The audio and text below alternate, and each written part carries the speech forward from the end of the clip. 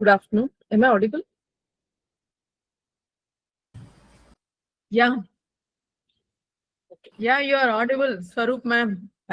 Yes, thank you. Bridges, sir, shall I start?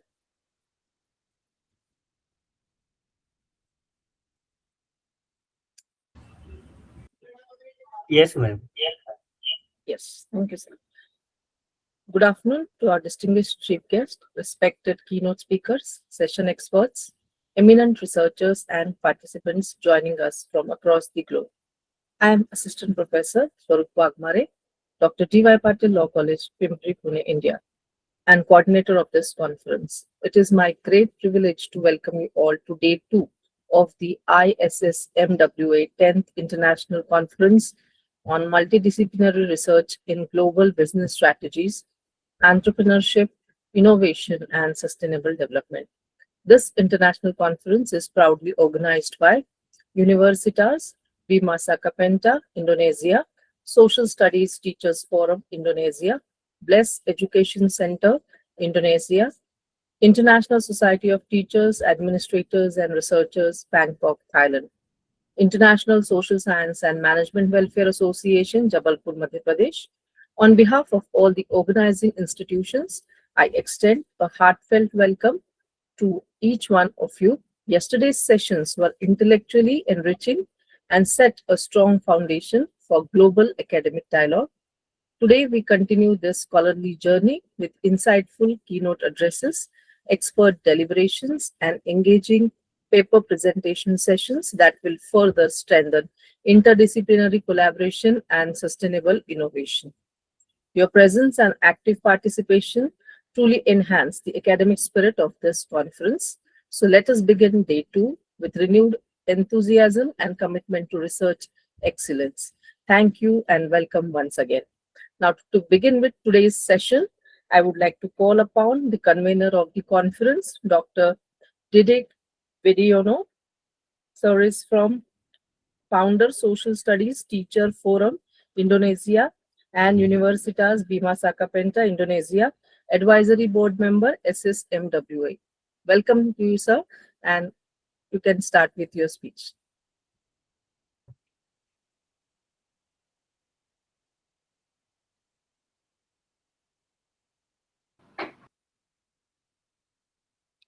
Start no, Mrs. Yes, you're audible, sir. Okay. Thank you very much. Assalamualaikum warahmatullahi wabarakatuh. Salam, Om Swastiastu, Namo Buddhaya. Good afternoon, Besiger, organizing committee of the seminar and speakers. Please allow me to present my paper entitled When this start this I am share screen. Okay, you share your screen, sir.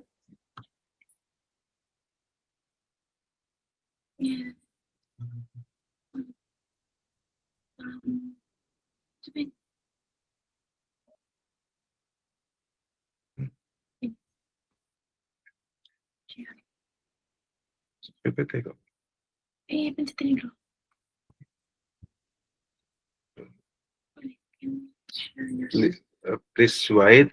I want to share screen. Yes, please share.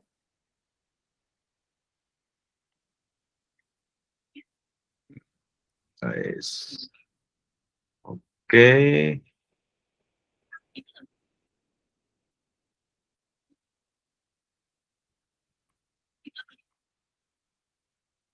Very nice.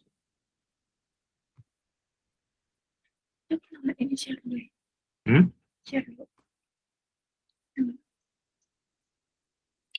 If you can share your screen. I Yes. can. Yes.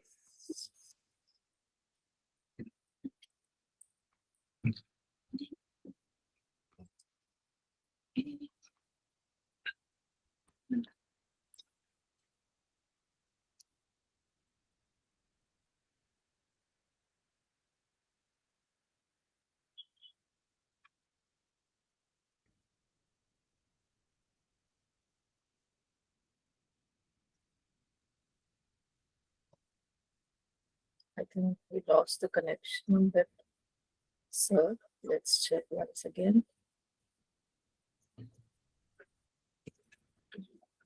I think we lost connection.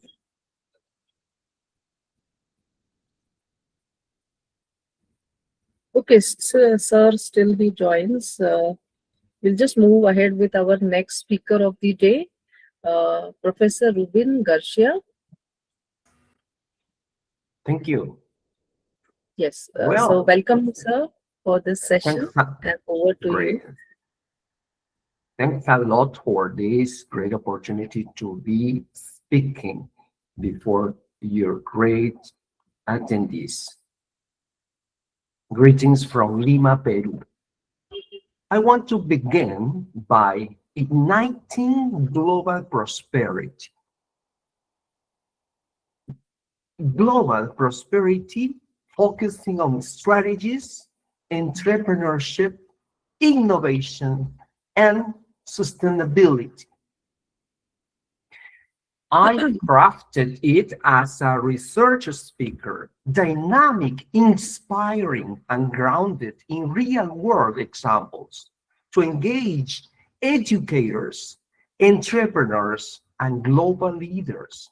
It weaves global business strategies, entrepreneurship, innovation, and sustainable development into a cohesive narrative. Ladies and gentlemen, visionary leaders, fellow innovators, thank you for being here today.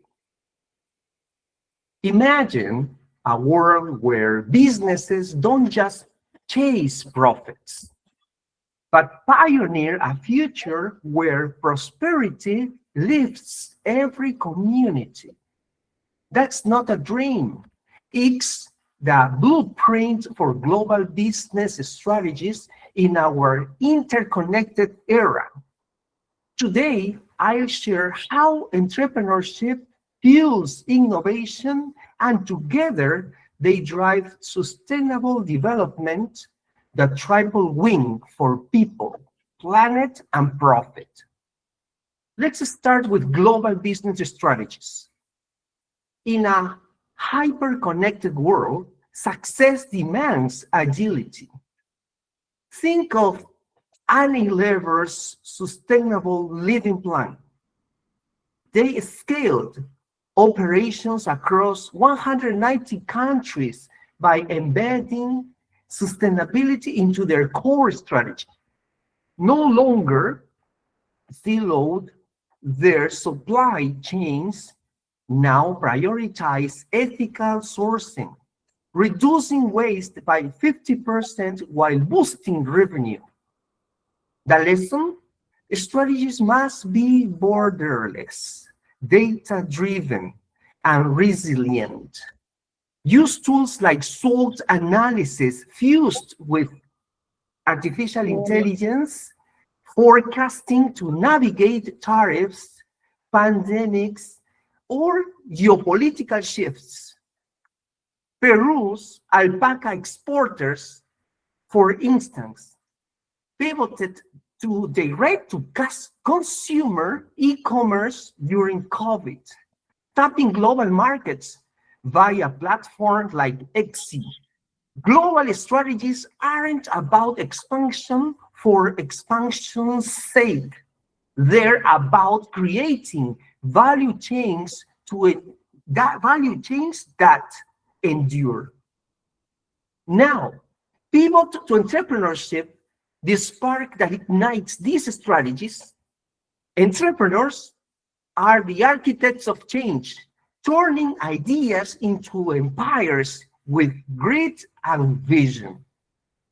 Consider Sarah Blakely, who bootstrapped Spanx from $5,000 into a $1 billion brand.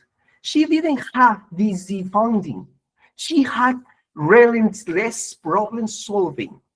In emerging markets like Latin America, entrepreneurs like Peru's Bianca Canepa of Tire Fleet are revolutionizing street vending with solar-powered carts. blending local needs with scalable models.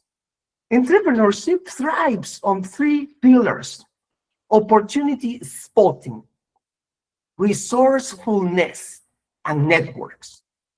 Build ecosystems, join accelerators like I Combinator or local hubs like Guaira in Lima to amplify.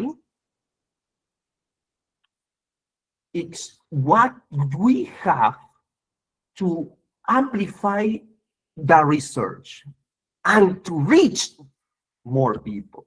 Remember, 90% of startups fail, but 10% that succeed redefine industries. Be the 10%, validate ideas with clean canvases, iterate fast, and scale ethically. This leads us to innovation, the accelerator of it all. Innovation isn't flashy gadgets. It's solving tomorrow's problems today. Take Tesla's gigafactories. Elon Musk innovated battery production at scale, slashing costs by 50% and electrifying transport.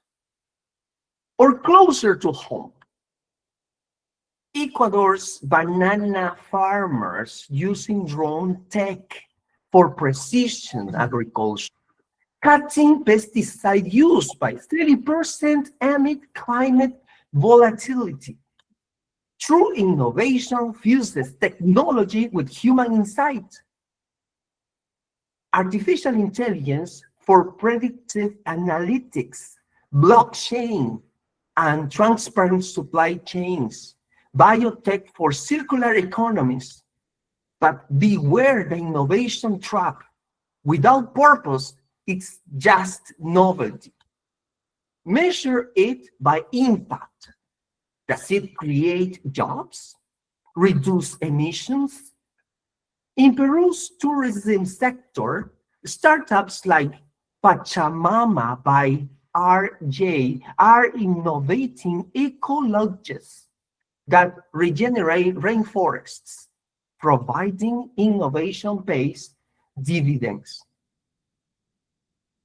Finally, within sustainable development, the North Star guiding it all, the UN's SDGs aren't checkboxes, they're imperatives.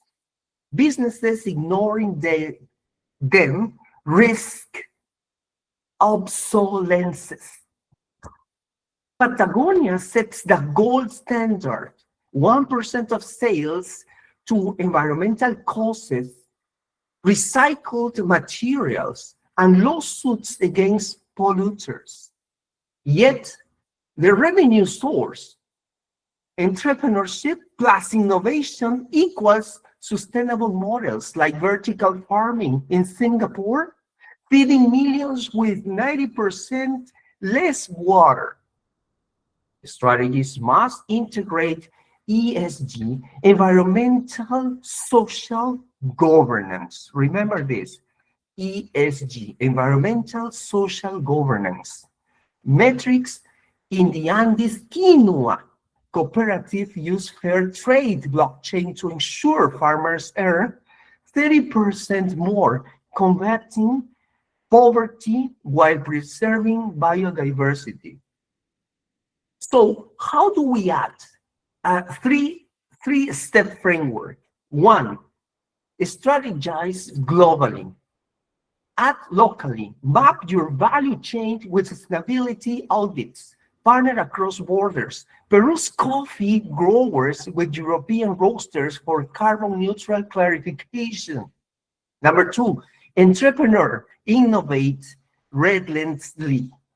Prototype boldly. Use design thinking, empathize with users. Ideas will solutions. Test restlessly. Tools like Figma or no-code platforms democratize this for all. Scale sustainability or scale sustainably.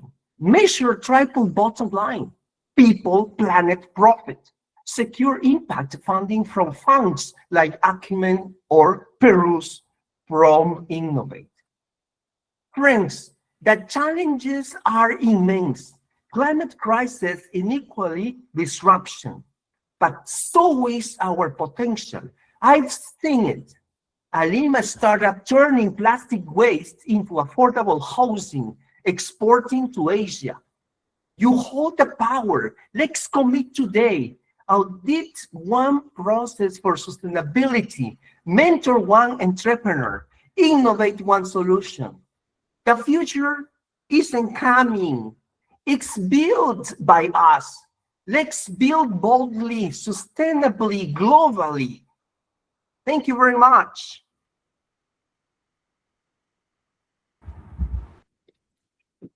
Okay, thank you.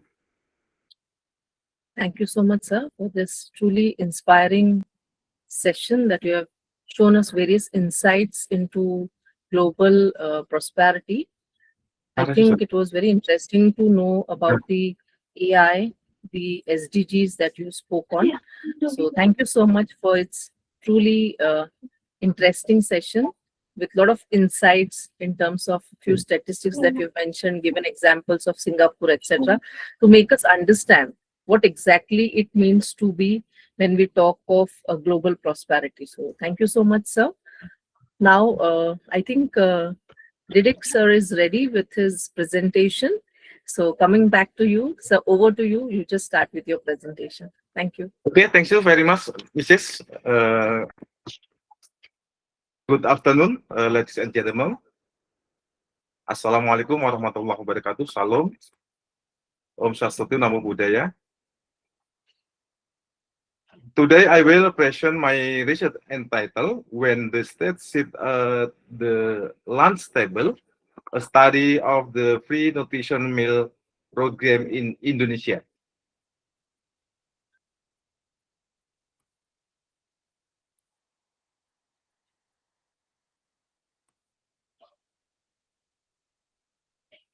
Okay.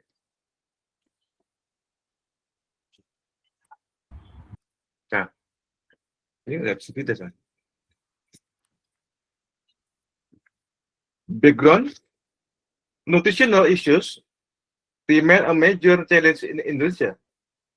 Many school children and food-enabled groups are still at risk of malnutrition, which can negatively affect their physical growth, cognitive development, and academic performance. To address this issue, the government initiated the Free Nutrition Meal Program. The main objective of this program is to improve access to adequate nutrition and to support student overall growth and development. Sorry to interrupt, sir. Your slide is not moving. It's still on the first slide. Okay. Oh,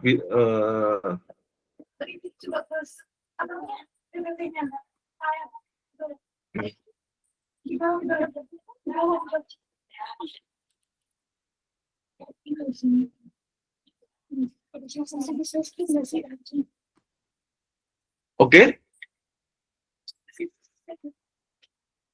This research has three main objectives. First, to analyze the comprehension of the free nutrition meal programs.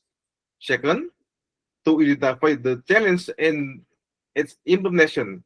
And the third, to formulate recommendations to improve the sustainable and effectiveness of the program. Program contribution. The findings show that the program has had several positive impacts. It has increased access to adequate nutrition for students. It supports students' health and improves their learning concentration. It also reaches other vulnerable groups in society.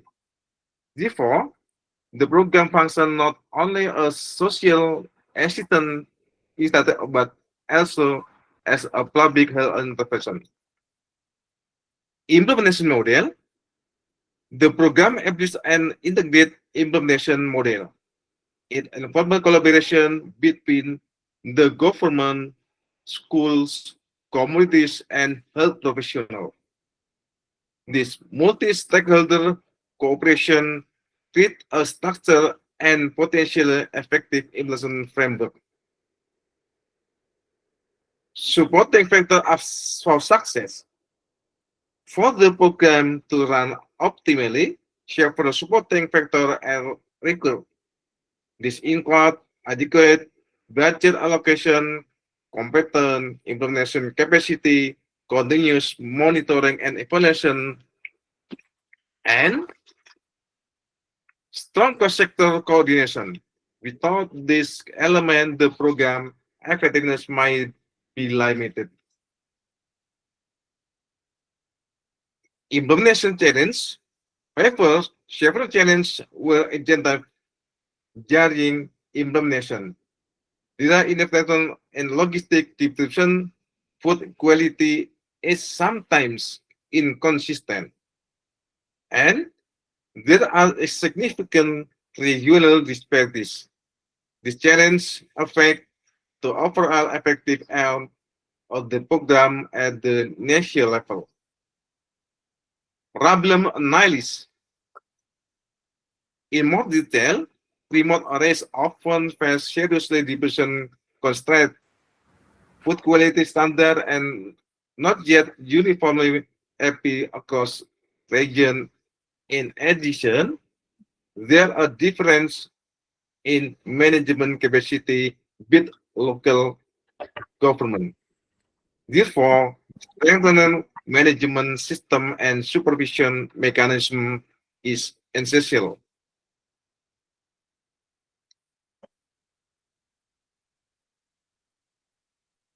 Police recommendation.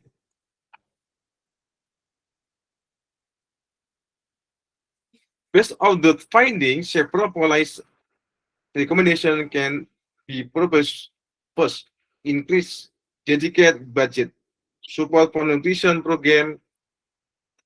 Second, provide this continuous nutrition training for implementation.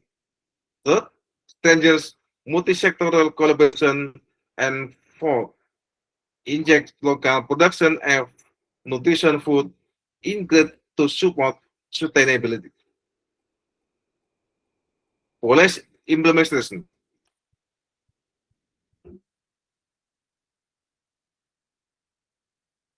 In terms of policy implementation, stronger integration between education and health policy is necessary or important.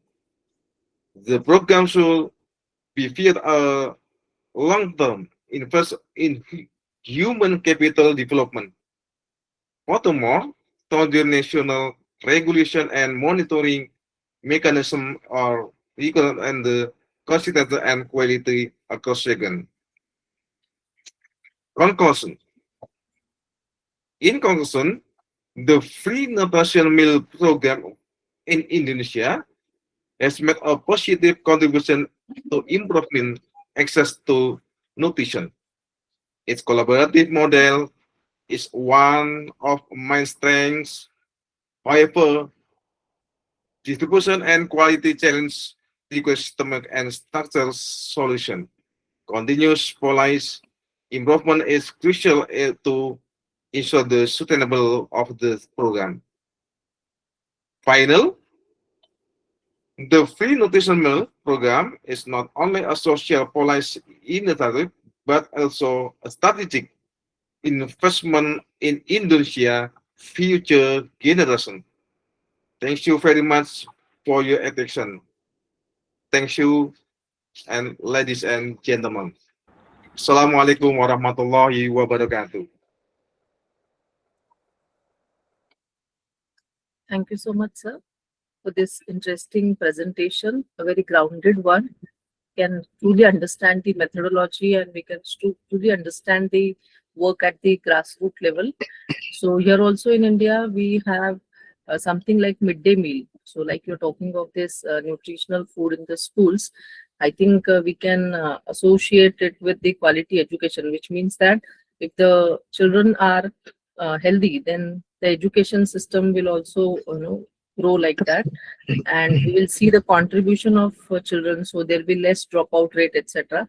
So very interesting presentation. Thank you so much, sir, for this presentation. Now we move on to the next speaker of the day, Professor Dr. Rajendra Kumar. Sir, are you there? Yes, ma'am. I am audible. Yes, sir. So now we'll have our keynote speaker, Professor Dr. Rajendra Kumar ji, Professor of Commerce, Rajdhani College, University of Delhi, India, Advisory Board Member, ISSMWA. Sir, we welcome you and over to you for the presentation. Thank you.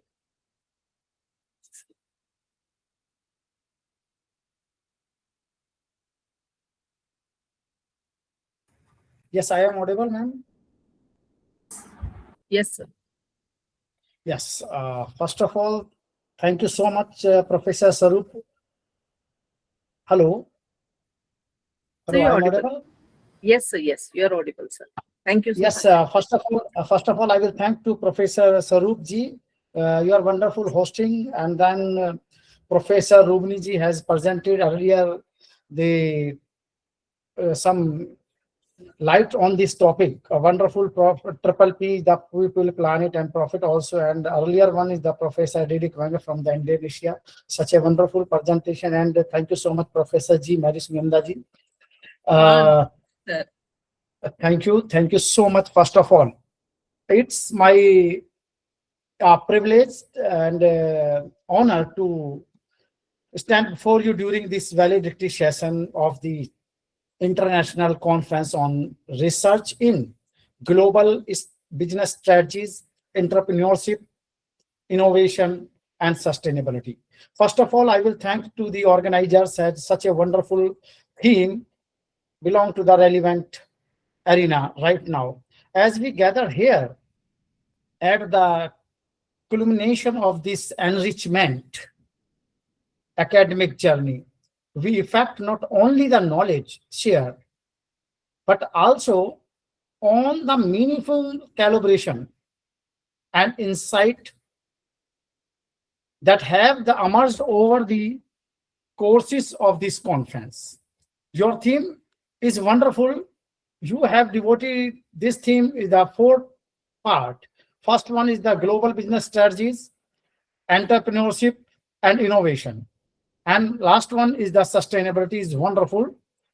We can say in the modern economic landscape, businesses have moved to beyond the national boundaries, necessitating a sophisticated integration of the global strategies with the entrepreneurship and with the help of the innovation also. The provided a framework where these three elements function as a pillars of the sustainability growth. Global strategy provide the necessary direction for international expansion. Another one, we can say the entrepreneurship supplies the initiative to identify and capitalize on the new opportunities. And third one is the innovation drive the transformation required for the long-term survival. As we know, the digitalization and artificial intelligence redefine the marketplace. Future leaders and must balance profitability with the social responsibility and sustainability to success in a dynamic, interconnected world. So we can say, first of all, the global market or the global business strategies is the role of the navigation or the navigating the international marketing. Global business strategy is the defined as a set of plan and action adopted by companies to compete effectively in the international market. In a world where businesses no longer operate within strict national boundaries, strategic expansion is essential. We can say the core strategy approach of the successful organization in the world, such as Apple, Coca-Cola, Toyota Motors Corporation, and Hyundai also. The utilization several key strategy methods. First one is the standardization. Maintain the consistency across the market. I will give to the one example of the standardization. You can take the Coke, Pepsi, McDonald's burger, like the Domino's pizza. You find the standardization anywhere in the world. From, you can say, in the interior place of the India, as well as Delhi, as well as Canada, Australia, same. So the same standardization. Second strategy is the localization. Localization means the adapting product or services meet the local needs. I give to the one example of that, the McD. You can see the McD burger in the abroad or the UK and the USA, they're the non-veg. Earlier we have used the aloo tikki, right? What we have input as per our local test, McDonald's has put the tikkis, aloo tikki in the burger, so that we have meet the local taste, so that improve. You can see the another example of the localization. We have taken the Nimbu Pani or the lemon. Coca-Cola had mentioned the Limca, lime and lemon Limca. That is the wonderful localization taste. First one is the standardization, second is the localization. Third one is the global integration. Global integration means that the coordination operation across the different region. You can say the earlier we have a car company, Maruti. You can see right now, you know the name of the Maruti Suzuki. Maruti is the Indian word and Suzuki is the Japanese word. But we have the global integration right now, as a Maruti is the Japanese company, but right now we can inculcate like the Indian company. When will we go for the Hyundai car or the Honda car or the Suzuki car? You can say that sometimes the Suzuki is like Indian. That is the global integration. Right now we are the global integration as a business strategy in the education also. You can see that so many companies, so many universities, so many private universities want to come the inculcate with our education system, like the IIMs, like the IITs, like the University of Delhi, like the so various universities. That is the great example, is the global integration. Fourth one is the business strategies, is the strategies is expansion, strategic expansion. How is the planning for the expansion of our business as a global stage? Systematically entering either new geographical territories. Now we can see the one example of you that the one of the product is the Dabur India. Dabur India Limited, you have seen the Podin Hara. Podin Hara is the no substitute in India and abroad also. That it will be go to the Indian neighborhood country, like to the Sri Lanka, Pakistan, Nepal, Bhutan. That is the strategically expansion of the business. This is the systematic. Another expansion of the systematic, we can say the Patanjali, specifically the toothpaste. It's a very big brand in India and abroad also. Second thing is the globally strategically expansion. Right now you can see the like so many private universities, like the IMT, like the Amity Business School. You can see the SPN also, there is the globalization there. Amity is the 12 universities, 7 is the abroad. It's a strategical expansion. Because we are the academy, you can see the so many private Indian universities in the Dubai and the Middle East also. That is the strategically expansion, systematic and entirely new geographically. You can see the latest example of the AI summit is the TCS collaboration with the OpenAI. Right now, this is the strategical expansion also. So the benefit of the strategical or the global strategies, number one is the market expansion. Number two is the economized scale. Economized scale, it means the reduce the per unit cost through the increase of production. You can see the example of the China. They produce the product as a mass quantity, so that reason the cost per unit is very less. That is the reason of the economic of the scale. Talent taxes, tapping the global pool of the skilled labor and expertise. Our Prime Minister has focused on the skilled labor and expertise. Right now, this is not a time for the only the bookish knowledge. This is the time for the skilled knowledge, skilled expertise, so that we are globally strategically.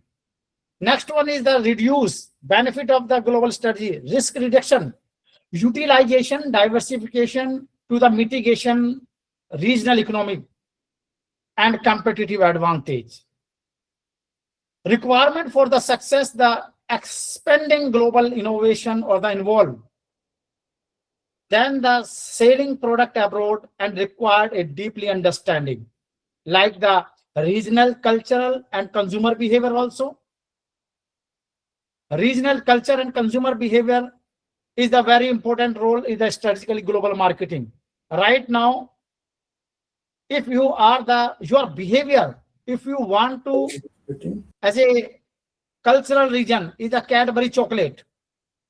We are celebrating Deepavali, Raksha Bandhan, Holi. Already the consumer behavior slightly changed. They want not Indian sweet, they prefer the Cadbury chocolate. That is the consumer behavior with the culture. Kuch meetha ho jaye. Right now is the international and local laws. If we will go to abroad and expansion our business, so we should be maintain the laws, globally laws and local laws also. And it is the third one, requirement of the succession of the worry of the technologies. Right now is the very important of the globalization. We are here. One of the professor of Indonesia, one of the professor is another country. That is the things are doing and well for due to the technology. So that is the vasting the technology, the landscape, because we are here that we are order from the China, we are order from the Dubai, because due to the technology, you can see the Amazon, Flipkart, Blinkit, always there the technology with the expansion. Second one is the entrepreneurship. Very good theme is the entrepreneurship is the engine of economic growth. Entrepreneurship is the characteristic or the characterize the ability to identify the knowledge or the opportunities, assumption the risk, create value through the establishment of new ventures. So that our Prime Minister, our government has focused on the new ventures through the MSMEs also. You can see that so many MSMEs here. It serves as the driving force behind the economic vitality and the social change due to the new entrepreneurs. We can see how the role of the play or how the play the role of the entrepreneur. Entrepreneur are the describe the visionary who convert the abstract idea into the reality.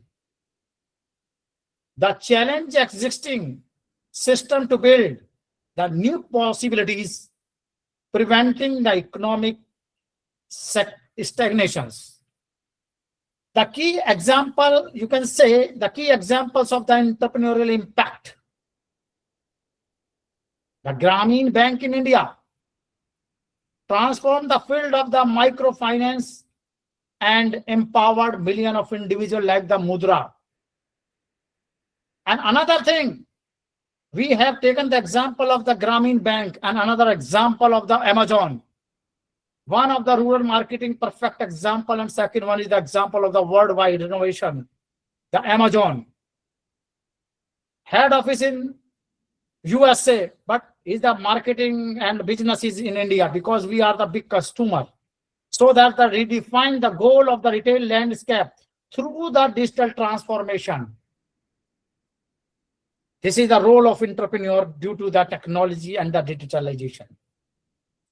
Social economic contribution as an entrepreneur. Entrepreneur facility of the four primary outcomes. First one is the job creation. Build the organizations that required the labor also. Second thing, the wealth creation. When we have the increase the product, increase the production, increase the job creation, so automatically our wealth creation or the wealth generation, creating the economic value stakeholders of the societies. Next one is the technologically advancement. If we have the technology, but we have no any idea, we have no any entrepreneur, we have no any MSMEs. So what is the utilization of the technology? So that we use the full utilization of the technology with the help of entrepreneurs. And social transformation, changing how the societies function and interactions. You can see the MSME, you will go to the marriage also. Right now, you can say the very big business of the catering. Lakhs of rupees of the catering charge. That is the one of the social changes, social transformation. This is such type of the MSMEs also. You know, see, and you can check the data of the what is the expenses or what is the economic percentage we have expend or the we will expend regularly in the marriage function. Very impact we have the impact on the economic. And third one is the technology and the innovation. The mandate for the sustainability. If we have the entrepreneurship and we have the market and we have the product, that who will be the sustain? We will with the sustain of the innovation. Innovation is defined as a practical application of the new ideas to create the values. A globalized market, innovation is not a luxury, but it is the requirement for the current survival and the future survival. Organization that fail to innovate likely to disappear. Because you can see the so many advertisement. Why is the requirement of the Coke and Pepsi advertisement in the winter? Because they know you will not forget that. So that with the help of technology, they continuously advertisement of the Coke and Pepsi. Categories of the innovations has devoted the so parts. Number one is the innovation is the product innovation. Product innovation, it means the developing new or improved goods. Yes, you can see. You can use the so many mobile phone. Like the big brand is the Samsung and Apple and any other. You can see you want to purchase a Apple mobile phone and the Samsung mobile phone more than 85,000 rupees or 1 lakh rupees. But companies are very product innovative. Every year they produce the new models. Apple 16, Apple 17, Samsung 25, Samsung 26. They continuously innovate so that you want to the new one. Otherwise, you can see the Google also, you have used the so many product in your hand. No problem. But you use to the Android 15, 16, 17. Update the technology. Update the product. That is the innovation power. Second is the process innovation. Process innovation, it means the enhance the method of the productivity, production or the delivery. Yes, you can see earlier, you went to the market for purchase goods. You went to the market for purchase a milk. You went to the market purchase a bread. But right now is the process of the innovation. Doorstep delivery. Every kirana store that put your take your order and put the delivery. That is the process of the innovations. Third one is the business model innovation. Which model will you provide? Which model will you follow? That is the main impact. regime how a company capture the value. Business model, like Apple mobile phone has clearly the target of audience of the high income group. That is the business model. They don't produce the lower middle class. So if I am poor, I have a dream.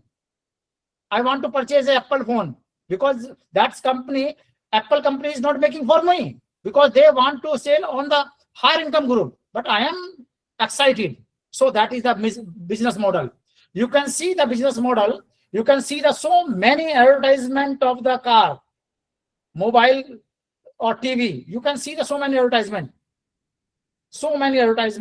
in media. But I promise you that you have never seen an advertisement of the Ferrari, Audi, and BMW, because those who watch the TV, they have no purchase any big car, because they have destroyed the 3 hours in a TV. How is that possible? They will be the income.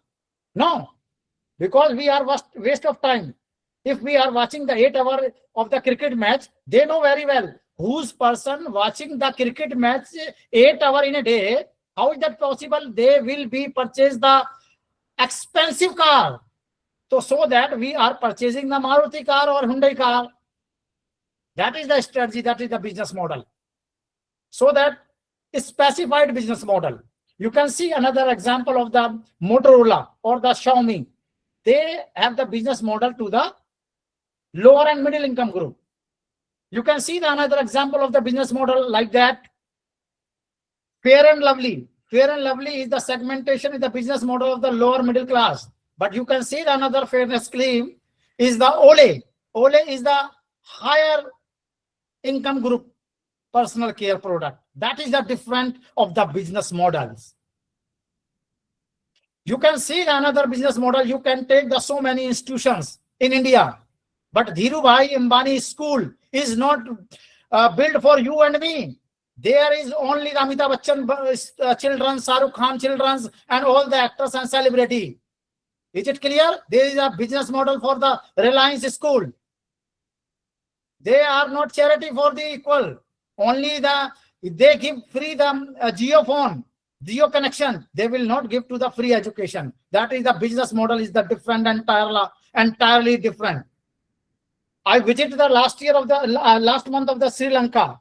You can believe that the Sri Lanka has the free of cost education from nursery to the PhD. That is the quality of the education. This is the segmentation and the business model of the Sri Lanka of education. Next one thing is the technology innovation. Yes, is the finally the technology innovation leveraging new scientific or the technical breakthrough. Right now we are focusing on since 16th of February. Regularly, you can listen to so many highlights in the newspaper. India AI Summit. Yes, because due to the technology innovation, it will be the change of the future of India or abroad or around the world. Technology is the big power. Technology is the different innovation, different segment and different layer of the innovations. Right now you can see the computer and AI is the different. Both are the different is. But right now we can say, you can take the example of the ethically of the use of the technology. If as a research scholar, as a faculty members, if you are publication, your paper in the Scopus, in the peer review, in the ABDC journal or any other Web of Science, so they want you should be check your plagiarism less than 10%. Is it okay? But when a science faculty take any project or any big project in crores, but when they submitted, but they don't want any plagiarism, any copyright, any patent. That is Sorry the to possibility. interrupt. But right now you can see the latest Sorry to example of the interrupt. Galgotia. Professor Kumar. Yes, Sorry yes, to last interrupt one. you, Ma'am. sir. Sir, please conclude in 2 minutes. 2 minutes, please let me 2 minutes. Yes, sir. Let Thank me. But you can take the big example of the Galgotia University. They have no any plagiarism, no check. They produce the AI product within the global platform. So I will take not much time. Lastly, I will say I discuss you the global strategy plus entrepreneur plus innovation is equal to the sustainable globe. So that in the finally, I would like to sincerely appreciate to the as a keynote speaker and thank you to all the resource persons, chairpersons, and the paper presenters and their intellectual contributions. So in this conference on the research on the global strategy, business strategy, entrepreneur innovation and sustainability development, that I hope that we will meet again for the new ideas, new research and renewed commitment. So thank you so much, Professor Sarup ji. Give me a time for invited me. Thank you so much, ma'am. Thank you. Thank you so much, sir, for this exemplary discussion. It was really a power-packed session, so grounded, taking us to local and then connecting with the global. You didn't leave a single aspect of the title of today's conference. I really feel very obliged and grateful to you for sharing your intellectual ideas with us. So thank you so much, sir. Soon we would like to see you in more such conferences and share your intellectual ideas with us. So thank you so much, sir. Now, It's my pleasure. Thank you. our next speaker, the chief guest, Honorable Vice Chancellor, Dr. Sagar Omkarrao Manzare, sir, Mahatma Gandhi University, Meghalaya, India, Advisory Board Member, ISSMWA. Sir, we welcome you for this session.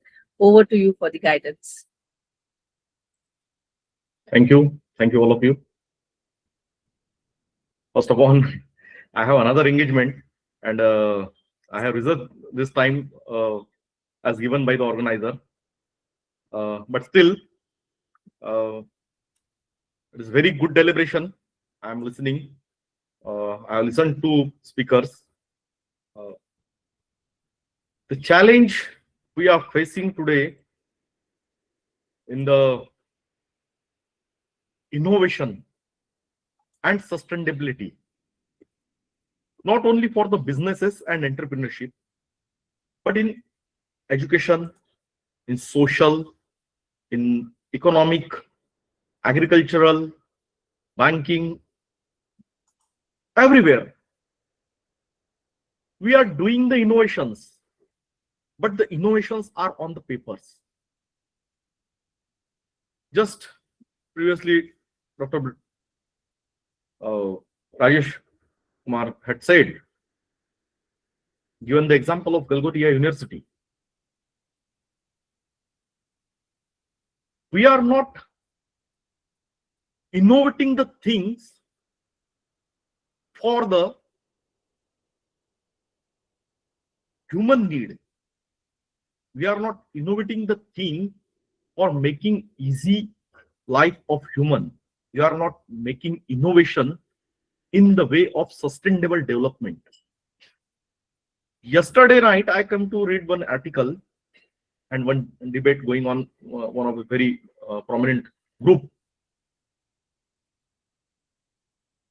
Suddenly, in last 4 years, India filed too much patents and become in the rank of 5th in the world.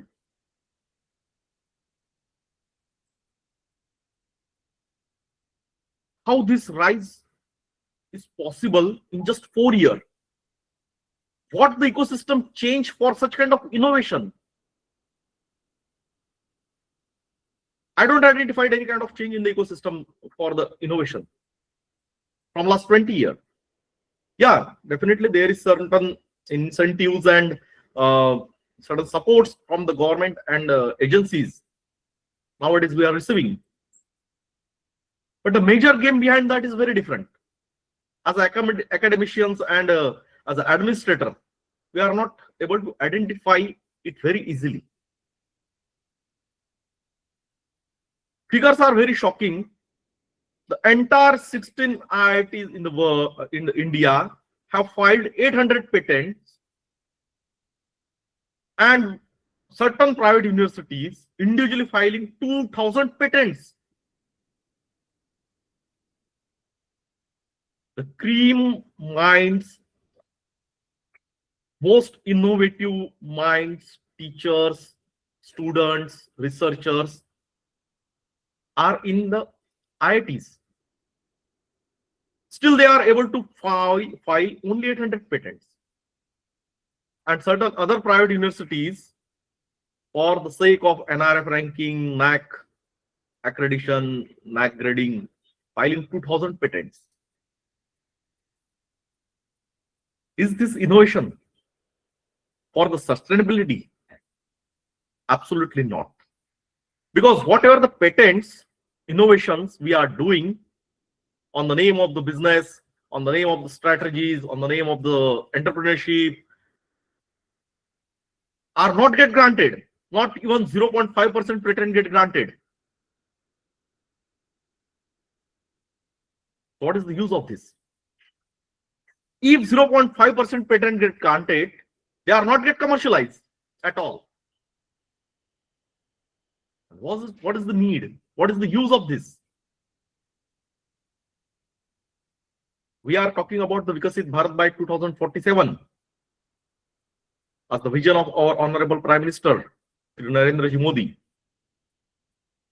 Whether we will become the real sense Vikasit Bharat if our base is hollow. We need a concrete and a strong base to become a Vikasit Bharat. On that base, that means on that innovation, on that research, on that practices, on that belief, we should develop our nation. That kind of innovation should be a sustainable developmental innovation.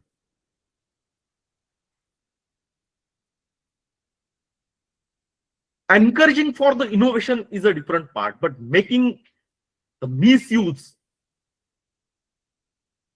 of the policies for the innovation is just a crime.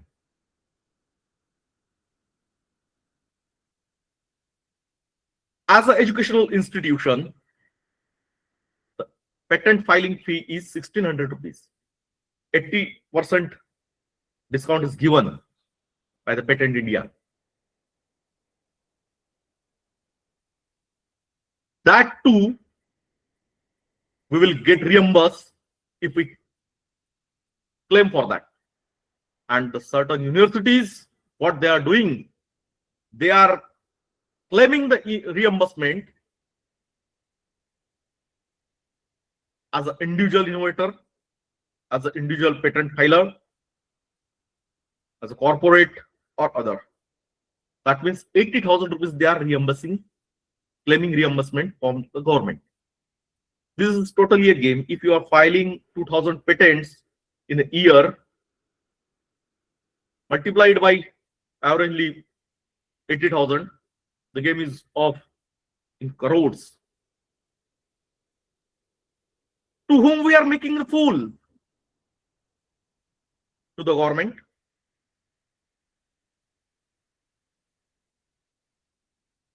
To the society, to the students, to whom?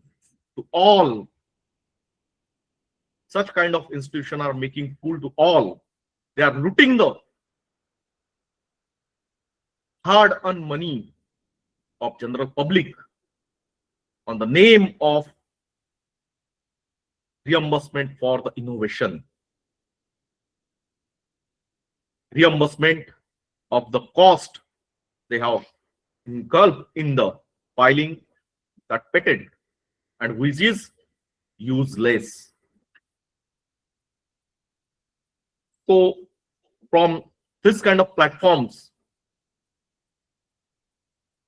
I may urge to all the academicians, the administrators, teachers,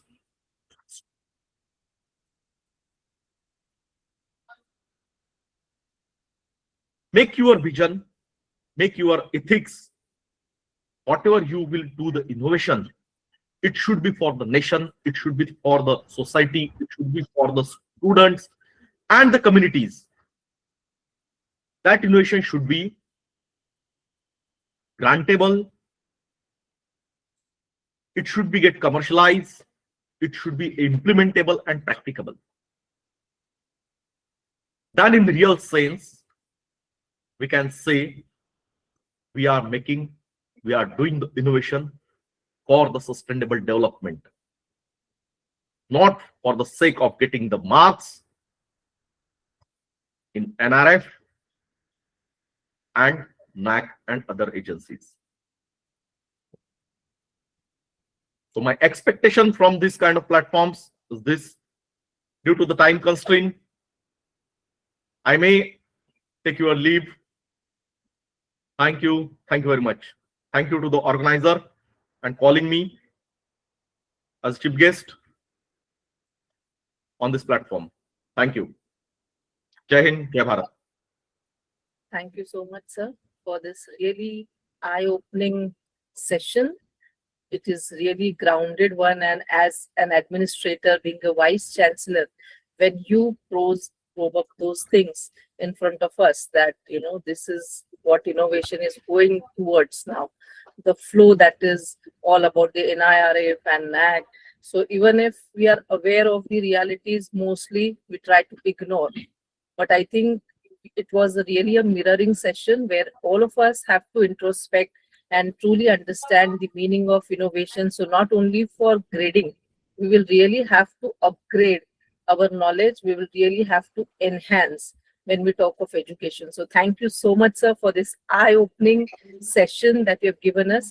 And we are really obliged to you for putting this on a common platform, which is like a very challenging thing when all the academicians, researchers are here. So thank you so much, sir.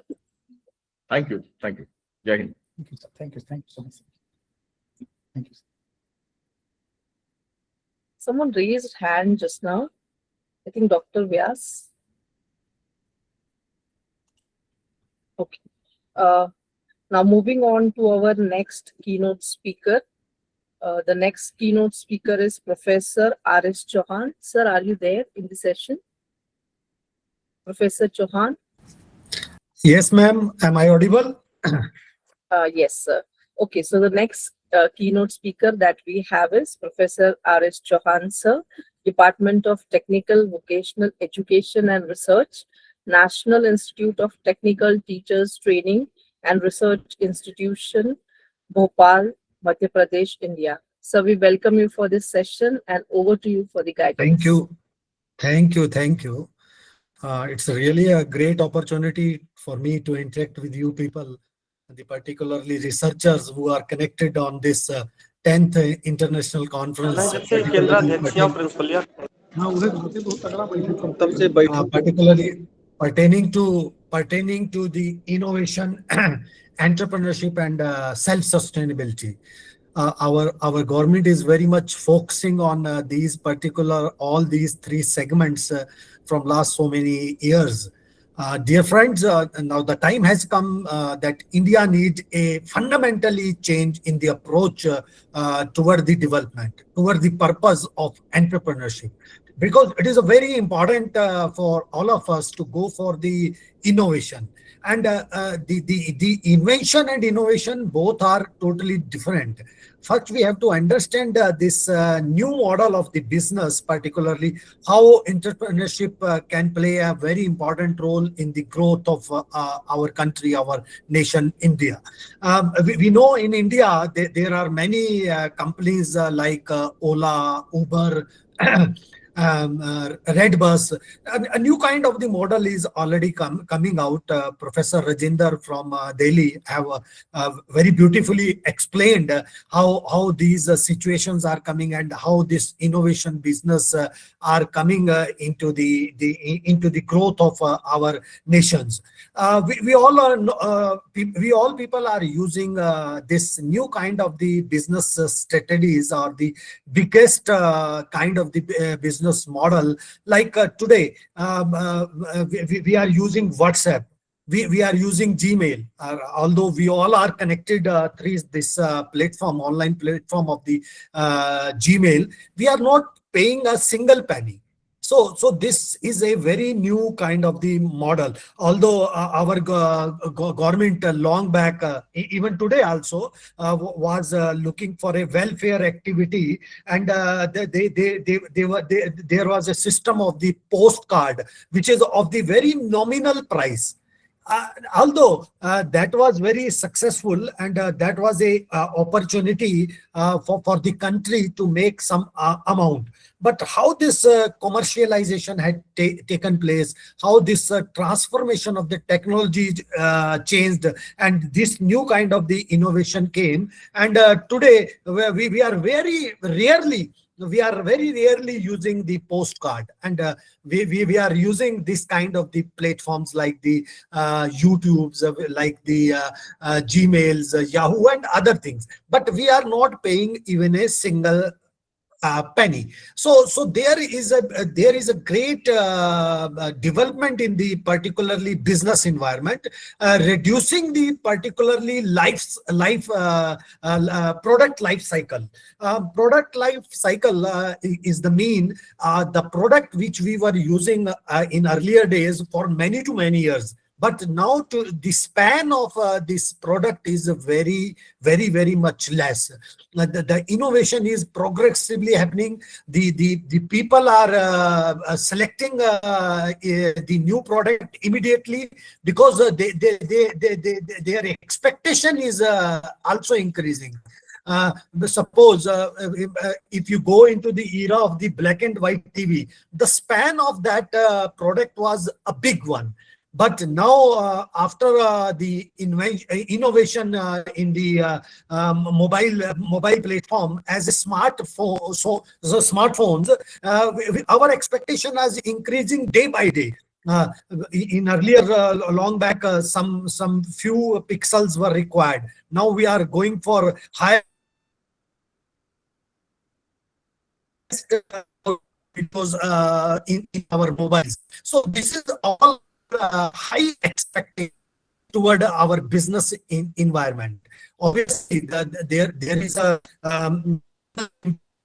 on the entrepreneurship also, in innovation also. In previous days, we were looking, we were not using the Apple mobile, and the great Apple, Steve Jobs is a great example, the kind of the entrepreneurship, how he transformed that industries, which was established almost in the 55. And after the almost, I would like to say, in this century, 2000th century, the usage or the demand of the Apple was drastically changed and required by our youths. They demanded. Now, this is one greater impact on the global market, because youth is demanding. The youth is requiring a lot in the technologies also.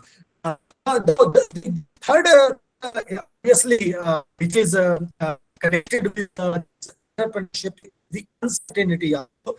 If you go to the that was in of uncertainty, and big the globe, and the demand of the new ideas came out for the innovation. So I believe there are particularly I are very much to the entrepreneurship. that is your the second one is particularly the idea. The third one is toward the impact toward the society. Now, the development is happening from our heritage also. The industrialization, of Europe. The India was the example in the long basis. Industrialization of Japan also came out with a great impact to the overall globe. Now, particularly the manufacturing of the China is giving a great impact on the globe, and this impact is how big big quantity they people are producing and manufacture the products according to the geographical need of the country. Suppose the countries which are very developed, they create a different kind of the manufacturing. Undeveloped, they create a different kind of the product. So they are using a newer type of the technologies which is happening in our ecosystem. So this is one kind of the mankind is for industrialization for any manufacturing. So whenever we human being, skilled human being for our society, for this entrepreneurship, all the major three aspects of the skills, particularly the knowledge we are imparting should not be only the cognitive one. In our educational ecosystem, we are providing only one side of the education system, that is the cognitive type. So the cognitive is definitely required if we the taxonomy of the particularly cognitive domain. It is required from understand to the creativity. We require psychometric domain also. With our set of engineers, with a deal of hesitations, only 42% engineers are fit for industries these days. And if the company selects engineer and they are throwing out almost 28% engineers immediately after the trainings, after the 1 year or 2 years. So this is the other or the breakthrough in this innovation. So we have to look upon this kind of the kind of for our country, which is going to give the impact on industrialization, impact on manufacturing, impact on livelihood.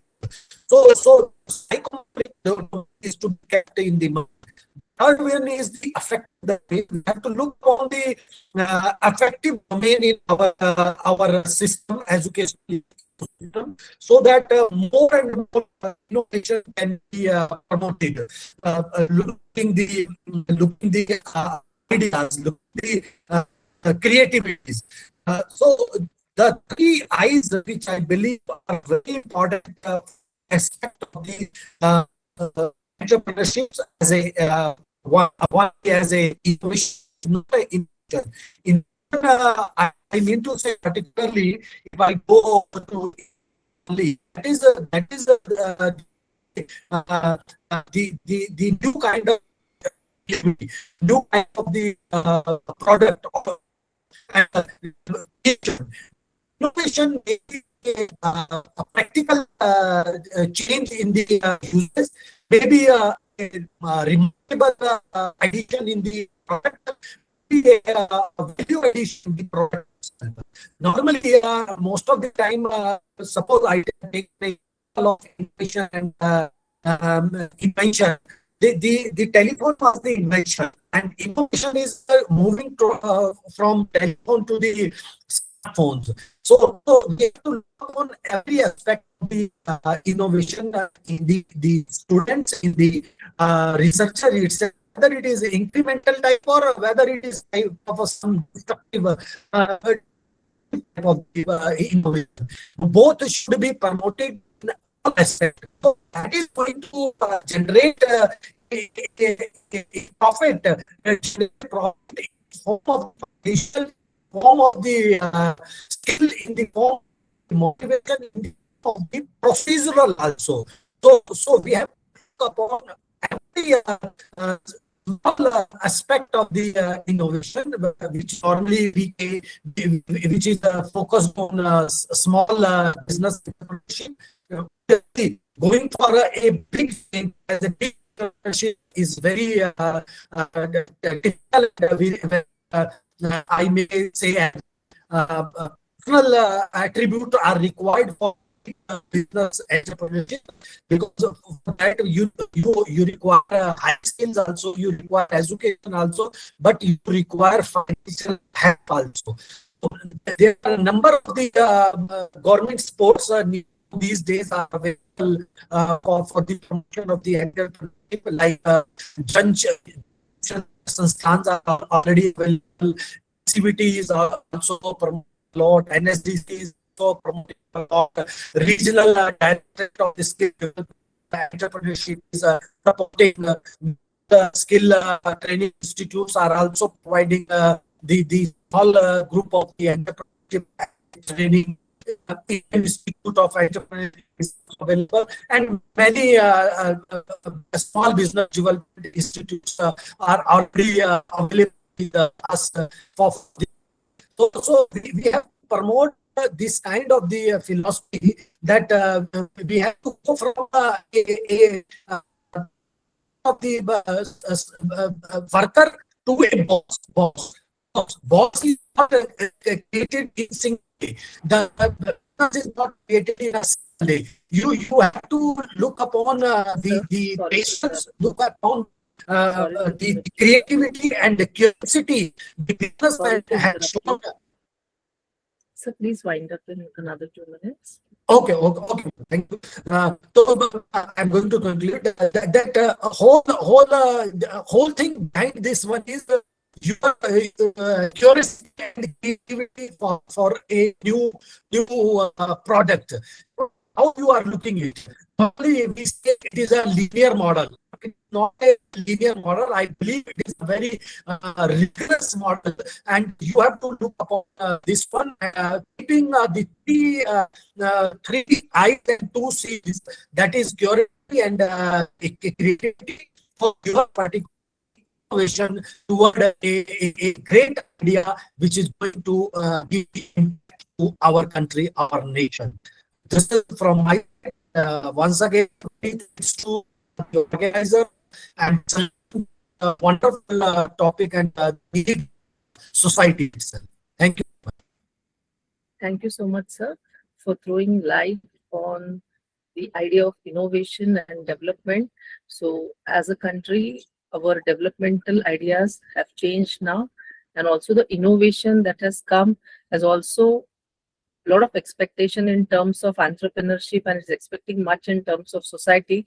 So as a country, I think we'll have to again rethink over our developmental models. So thank you so much, sir, for showing us the other side of the coin in terms of innovation. So thank you, sir. Now you, our next guest speaker we have is Dr. Bliss Merikar ma'am, International Head, Philippines Advisory Board Member, ISSMWA. Welcome you, ma'am, for this session, and over to you for the guidance. Okay, thank you very much. Good afternoon from the Philippines. Okay, Good good afternoon, afternoon to all our esteemed guests and participants to the 10th International Conference on Multidisciplinary Research in Global Business Strategies, Entrepreneurship, Innovation, and Sustainable Development, which is organized by Universitas Bima Sakapenta of Indonesia, Social Studies Teachers Forum of Indonesia, Bliss Education Center of Indonesia, ISTAR Bangkok, International Social Science and Management Welfare Association, and of course, to Mr. Brajesh Kumar for this invitation once again to be part of this afternoon session, and of course to Professor Swarup, the coordinator of the conference and our facilitator this afternoon. Okay, so ladies and gentlemen, it is a profound honor to be here at this esteemed conference, and I will be talking about global business strategies and sustainable development, a holistic approach. Okay, so today I want to share some vital insights on how integrating environmental, social, and governance considerations into our core business strategies, not just as a moral imperative, but a strategic necessity in our interconnected world. In our rapidly globalizing landscape, the success of businesses increasingly hinges on their ability to embed sustainability at the heart of their operations. So this integrated approach aims to do more than just generate shareholder value. It strives to minimize environmental impact. It also mitigates risks across supply chains and promote social responsibility, creating a resilient foundation for long-term growth. Let us begin by beginning the fundamental principles that underpin sustainable business strategies. Central to this is the concept of the circular economy, a paradigm that emphasizes waste reduction and the optimal use of resources through reuse, recycling, and designing products for durability. Okay, so ethical sourcing and supply chain management are equally important. Organizations must rigorously audit their suppliers to ensure fair labor practices, uphold human rights, and meet stringent environmental standards.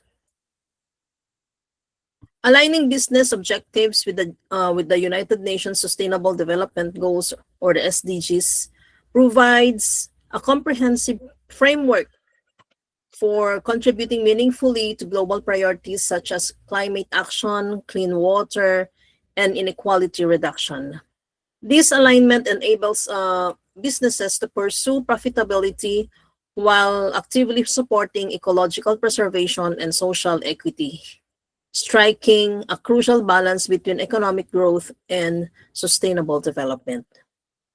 Moving to strategic approaches, several models can guide companies on their journey towards sustainable international growth.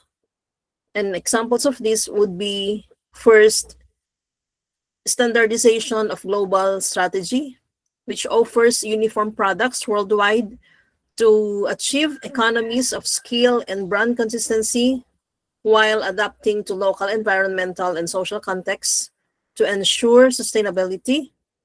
Another one is the transnational strategy, which balance global efficiency with local responsiveness, tailoring practices to regional sustainability standards and cultural expectations. Another one would be global value chain management, which enhance sourcing, production, and distribution processes across borders with a focus on reducing carbon emissions, waste, and energy consumption throughout the supply chain.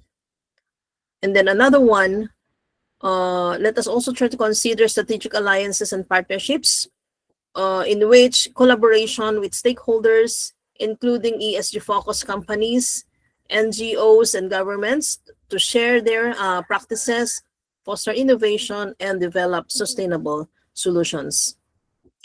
There's also what we call effective implementation of sustainability initiatives that involve several key actions that would be the following. Okay, so designing products and processes that embody the principles of the circular economy, conserving resources and minimizing waste, ensuring ethical sourcing and supply chain oversight through rigorous audits, embedding ESG criteria into investments and operational decisions to mitigate risks and attract responsible investors, and engaging in corporate social responsibility activities such as community development and climate action to build trust and maintain a social license to operate. Okay, so what are the motivations for adopting these strategies? Okay, so the benefits are actually compelling, like risk mitigation, which is proactively managing climate-related risks and navigating evolving regulations to reduce liabilities.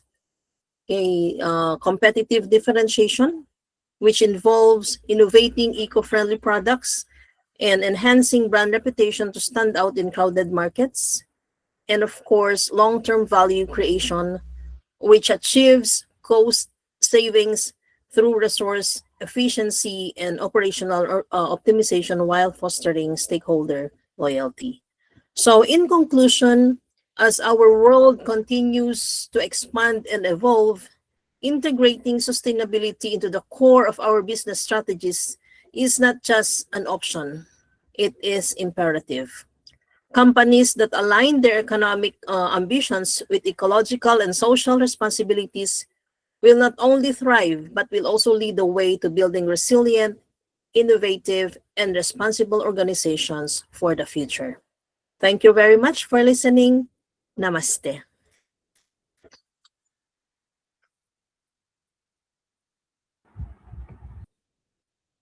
Thank you so much, ma'am, for this truly eye-opener and enlightening session where you spoke of we really need to have strategic, sustainable aspects to business and to connecting globally. So I think it is very much important at this point of time that we need to have certain strategies in order to connect the local with the global. So thank you so much, ma'am, for this enlightening session. Now You're our welcome. next speaker for the session is Dr. Shamaira Malekar. Ma'am, are you there in the session? Yes, I'm there. Thank you very much. So I'm from Ma'am, New just to York. give you a It's brief 3 o'clock in introduction. the morning in New York. Appreciate the invite. Typically, when I'm going to speak about the topic on digital innovation, where we are talking about building the future, innovation at the intersection of technology and entrepreneurship. So we are living in an era where technology is not just supporting business, it is actually shaping them. This topic is very relevant, and I would thank the organizers for inviting, because digital innovation has fundamentally changed how entrepreneurs identify opportunities, they create value and scale solutions. From AI-driven platform startups to business models which are platform-based, the intersection of technology and entrepreneurship is where the future is being built.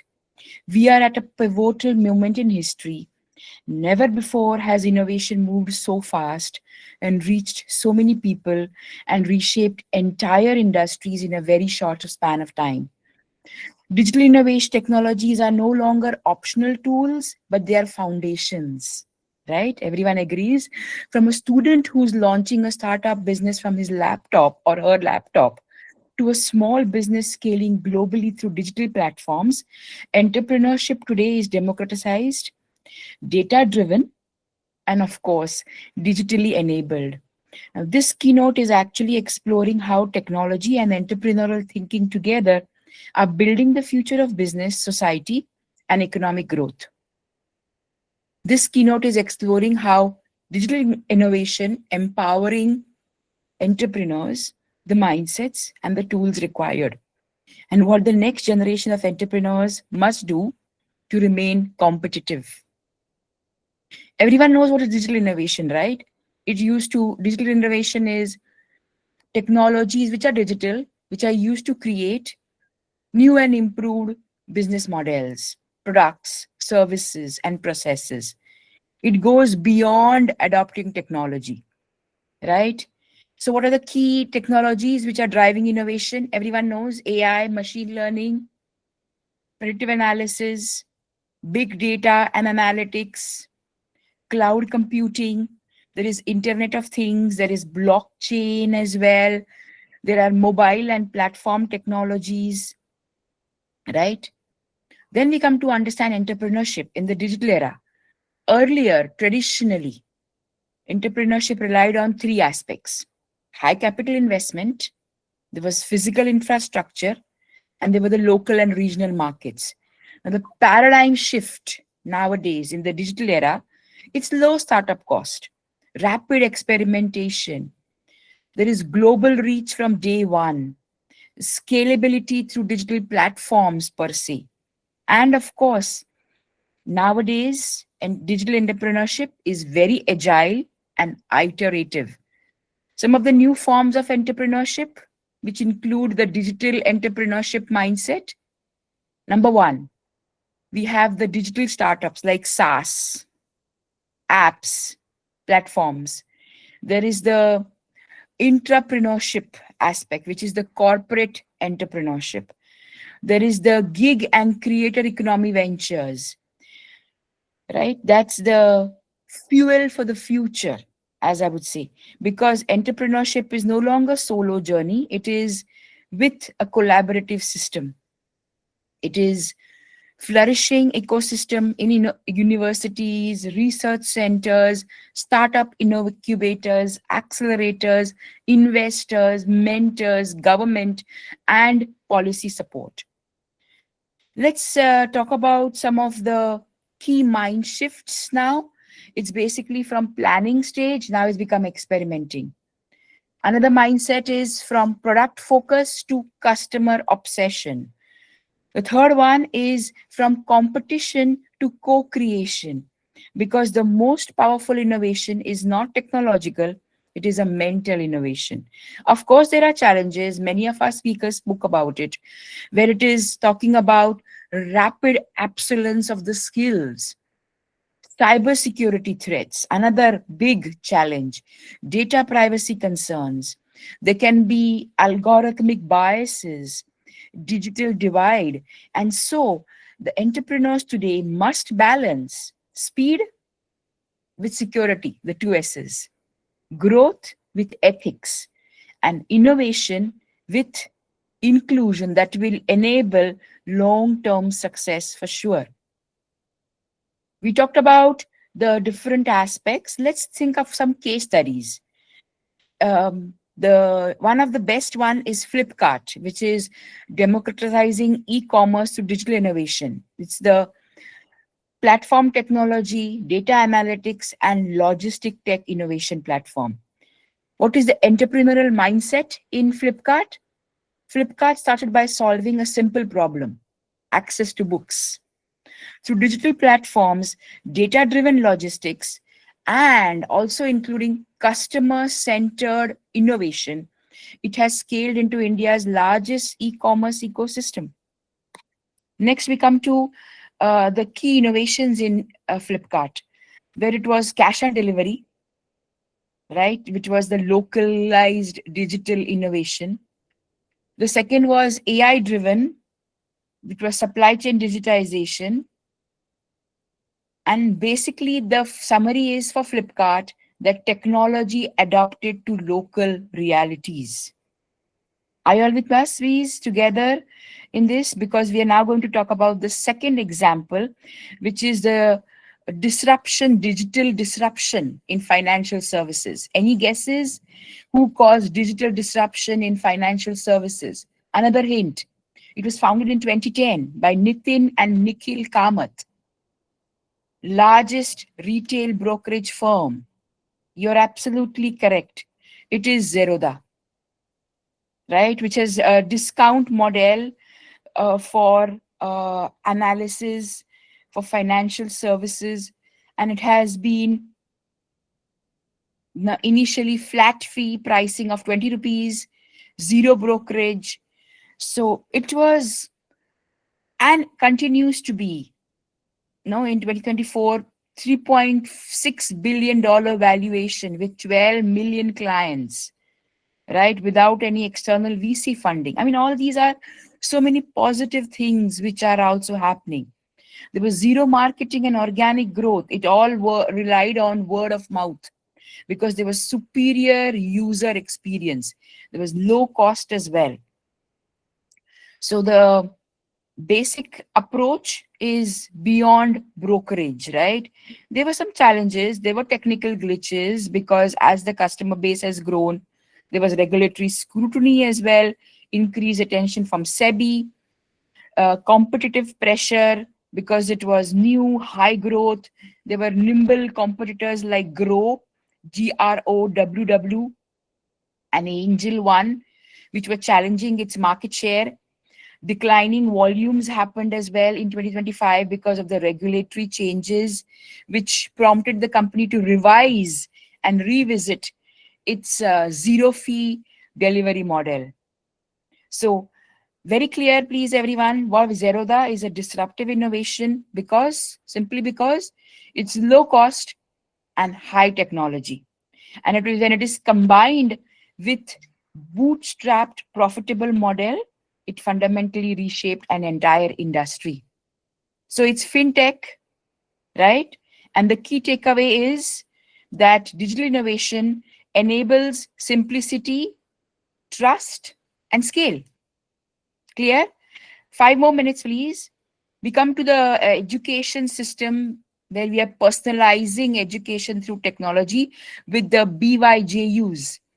It's a major player in the global edtech sector, education sector, where it is personalizing education through technology-driven, engaging, and adaptive learning experiences. Again, in 2011, it is helping students move from rote learning to conceptual understanding, particularly in the kindergarten to the 12th grade and competitive exam sector. What is the key takeaway for BYJUs? It's transforming education for students where they are humanizing the learning when it is driven by a purpose. Another example, the UPI ecosystem. Oh, it's expansive, right? 77 mobile applications, including players globally, like Google Play, WhatsApp, Amazon Pay, Phone Pay, BHIM, Bhim. I mean, around more than 550 banks are integrated. 50% of the worldwide payments are now with UPI. So the NCPI, actually the National Payments Corporation of India, typically it's with UPI. It's a mobile-based real-time payment system, right? Everyone understands, facilitating instant personal and merchant transactions. So at the industry level, it is about ownership and governance, right? It is backed by regulatory, which is the Reserve Bank of India, but the principles it work on is collaboration and inclusion. Okay, what is the entrepreneurial insight? UPI enabled thousands of startups to build payment-driven business models, and the impact? Reduced transaction friction. There was no longer keep on arguing about the price because you just pay. Enabled fintech innovation, and of course it supported the MSMEs digitization. So what is the key takeaway? Multiply innovation faster than individual startups. There were global startups as well, which we have been spoken about, where Airbnb, where it was reinventing hospitality through the platform business model. It's all about redefining ownership and access, right? Two-sided digital marketplace where there is data-driven pricing, of course, but the reputation and the review systems are also key aspects in Airbnb. Next example, Uber. Of course, sector is mobility. You're looking at key technologies where it's not new market, but all about efficiency. It is combining GPS, smartphones, data analytics to create demand mobility. And that's what is Uber. There was also Stripe, 2 more minutes. Stripe, STRIPE, where it is empowering entrepreneurs through invisible innovation in the fintech sector, right? Developing friendly APIs. Key takeaway? Innovation often removes friction rather than adding features. Because what does it do? Stripe focuses on making payments invisible, allowing startups to scale globally. Fundamentally done, right? Next is the healthcare sector, Practo India, the digital health platform. There is data integration where it is saving time, cost, and of course, lives. Right? The healthcare is accessed through technology and trust at Practo India. Then you had the agri-tech in DHAAT, DEHAAT, DHAAT India, where it is the AI, mobile platform, supply chain digitization. It is creating a maximum impact with innovation when it is empowering the underserved. Everyone agrees with me, right? Because the farmer advisories via the mobile, there is market linkage, there is pricing transparency, and of course, it is data-driven agriculture. One of the last few examples I would talk about is Tesla, software-driven product, ecosystem thinking per se. The purpose is future belongs to purpose-driven digital entrepreneurs. Two more to go. Coursera, which is in the edtech sector, online platform, university industry partnerships. There is data-driven personalization and of course certification as well. What is the key takeaway with Coursera? Technology can scale knowledge beyond borders and institutions as well. Then we talk about Teladoc, again, healthcare sector, virtual healthcare platform, remote patient monitoring, and of course, it is AI-assisted diagnostics and triage. The key lesson for Teladoc is digital innovation transforms care from location-based to patient-centric. What is the summary of all this? All of these case studies remind us that future is not built by technology alone. It is built by entrepreneurs who know where and why to apply it. The conclusion is that the future starts now. Digital innovation and entrepreneurship are no longer separate. They are typically interconnected. Entrepreneurs who understand technology, embrace innovation, think boldly, will shape industries, economies, and societies. Because we don't have to wait for the future. It is something we built, and it is being built at the intersection of technology and entrepreneurship. Thank you very much. Here are my contact details. I'm sharing screen. Do connect.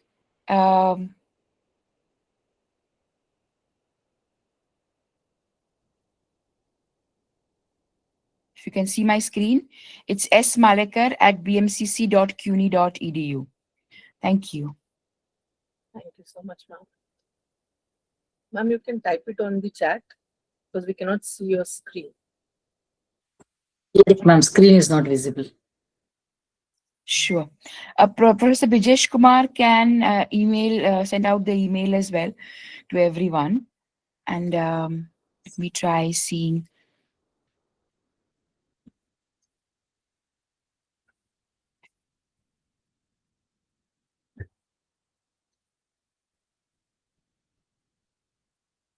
Yes. Now we can see.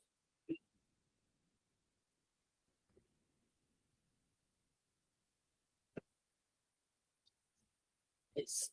Thank you so much, ma'am, for this truly very grounded but enlightening session where you have taken examples like Flipkart, Zerodha, and when you are trying to explain the intersection of entrepreneurship with technology, I think this is the need of the hour. The technology hasn't left any area, any aspect of our lives, and there are some benefits also, there are some disruptive technologies also, but then the entrepreneurs have known well, how to introduce the services, so like Practo, etc. So I think it was really very interesting to interact, to know the ideas that you have shared, and we really are obliged to you and grateful to you for your commitment to the academics, to the research, and to the intellectual platform that we have presented. So ma'am, at 3 a.m. you're present with us, so that really is appreciable for all of us. So thank you so much, ma'am, for connecting and giving us the lens to look at the intersection of technology with entrepreneurship. Thank you so much, ma'am. It's a pleasure. Now, our next guest speaker, sorry, it's a presidential speech. Professor Surendra Singh, sir, are you there? Professor Surendra Singh, sir.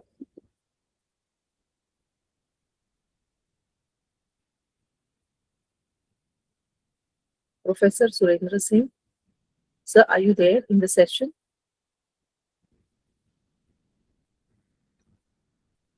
Okay, I think sir is unable to connect with us. So on the second day of the 2 days international conference, I again would like to thank everyone, the academicians, the guest speakers, the convener, everyone who has contributed to this particular conference, sharing their ideas, their views, their intellectual piece that they have shared with us in terms of research and guiding us with a lens to look at this larger context of global business strategies, entrepreneurship, innovation, and sustainable development.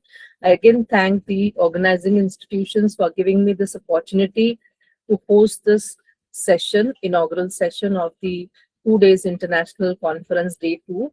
And on behalf of the organizing institution, Universitas Bima Sakapenta, Indonesia, Social Studies Teachers Forum, Indonesia, Bliss Education Center, Indonesia, International Society of Teachers, Administrators and Researchers, Bangkok, Thailand, International Social Science and Management Welfare Association, Jabalpur, Madhya Pradesh. I again thank you all for this participation that you have made to this day 2 of the conference. Now we move on to the paper presentation session. I request all the participants to go and look into the agenda that is being shared in the group for the paper presentation day 2. I request all the participants, please go into the schedule that is being shared for today's paper presentations. इसके बाद अभी हम लोग paper presentation की तरफ बढ़ रहे हैं, तो सारे पार्टिसिपेंट्स को अनुरोध है कि आप एक बार अपना जो लिस्ट है, स्केड्यूल जो शेयर किया गया है व्हाट्सएप ग्रुप पे, उसको एक बार देख लीजिए. So today we will have paper presentations 121 onwards, serial number 121 onwards. So just to begin with, serial number 121, Dr. Lohit Ram. Dr. Lohit Ram, sir, are you there? Paper presentation, serial number 121, Dr. Lohit Ram. Serial number 122, Dr. Richa Rai. Serial number 122, Dr. Richa Rai for paper presentation. Serial number 123, Sundar Singh Negi.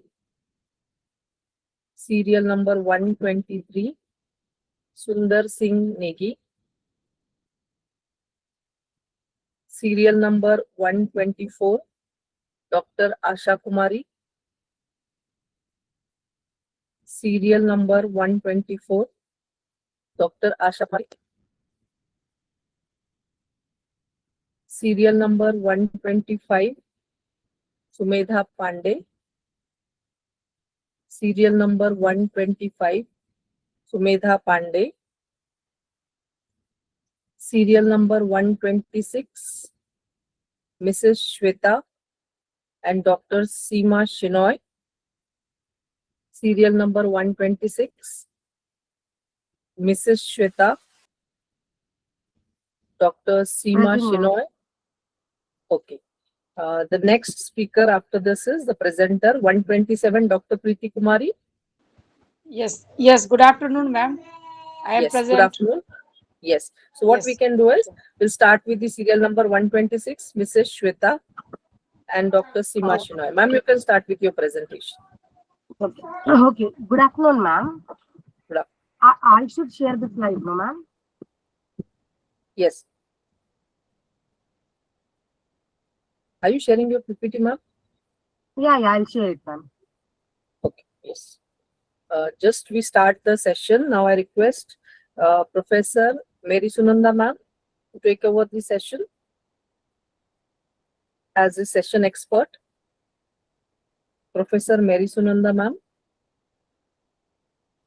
Professor and Head, Department of Education, Dr. B.R. Ambedkar, Open University, Hyderabad, India, Executive Council Member, ISSMWA. Thank you so much, ma'am. We welcome you for this session. Yeah. And Yeah, Dr. I will. Molina, Dr. Molina,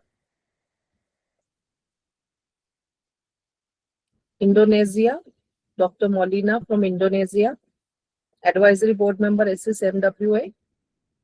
Okay, so Professor Mary Sunanda ma'am is here. Ma'am, so this session over to you. Our first paper you. presenter is Mrs. Shweta. Thank you, ma'am. Thank you. Shweta ma'am, you can start your presentation. Yeah. Can you all see the slide, ma'am? Yes, yes, ma'am. Yes, Yes, we can. yes. Yes, ma'am. Yeah. Good afternoon, ma'am. My name is Shweta Y. I am assistant professor and a research scholar at SDM College, Bangalore. And the other one is my guide, Seema Shenoy, Dr. Seema Shenoy. I will be presenting on both our behalf. Yes. Yeah. My topic is digital platform as enablers of cultural entrepreneurship, secondary data analysis.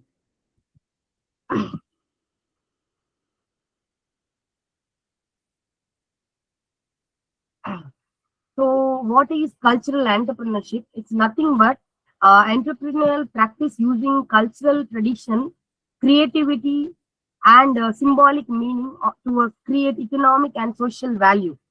So, it's nothing but on the tradition, on the culture, on that basis, how we can promote the cultural entrepreneurship through the digitalization. It could be Instagram, or it could be WhatsApp, or any of the other means. So key sector here is art, music, craft, cuisine, heritage, tourism, and creative services where culture is central. And here core focus is basically maintaining cultural identity while achieving commercial purpose and sustainable growth.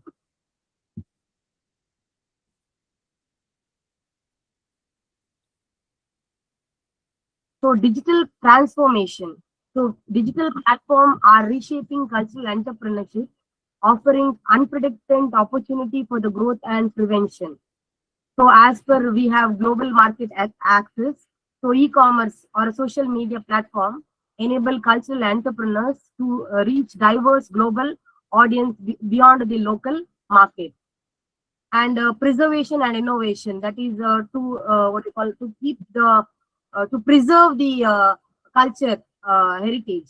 So digital tools facilitates the achieving of cultural heritage while also inspiring new forms of creative expression and innovation. And community and collaboration. So online network is important to foster collaboration among the artists, cultural practitioners, building stronger community and sharing shared projects. And how digital platform change the game. The social media, e-commerce or marketplace and content sharing application enables entrepreneurs to market product engagement, consumers and scale business with minimal physical infrastructure where there is no requirement of infrastructure. We can through the mobile phone or through videos you can promote that product. So cultural entrepreneurship entrepreneurs can now tell stories, showcase authenticity, and reach cultural conscious consumers worldwide, breaking tradition geographical barriers. So before all, it's like geographical barrier is there to reach the people. So here, through digital transformation, you can create a video or create a story, and you can reach out the outside the global also. Access can be done. So some of the key literature insights. So it tells about establishing the entrepreneurs using story, cultural narratives to create legitimacy and gain resources, and cultural and symbolic capital transforms into economic value in musical industry, and digital platform lower entry barriers and alter entrepreneurial ecosystem fundamental. Also digital platform increases visibility, storytelling, and consumer engagement significantly. The research objective of the paper is to analyze the facilitation, so examining how digital platform facilitates cultural entrepreneurship activity, identifying the opportunity, so determining opportunity through digital platform providing to cultural entrepreneur, examining challenges, so investigating issues faced when using digital platform, purpose and direction, suggest future research direction based on the literature gap. So here the research methodology is taking few of the research paper, journals, books, and through that identifying some thematic analysis is being done. So here key opportunity is unlocked after going through the different research papers. So market access and reach. So cultural entrepreneurs reach national and international market without spatial limitation through online market space. Visibility and branding. Digital media enables visual representing and branding that express authenticity and cultural values effectively. Community engagement. Interactive features like comments, reviews, and live sessions build trust and long-term consumer relationships.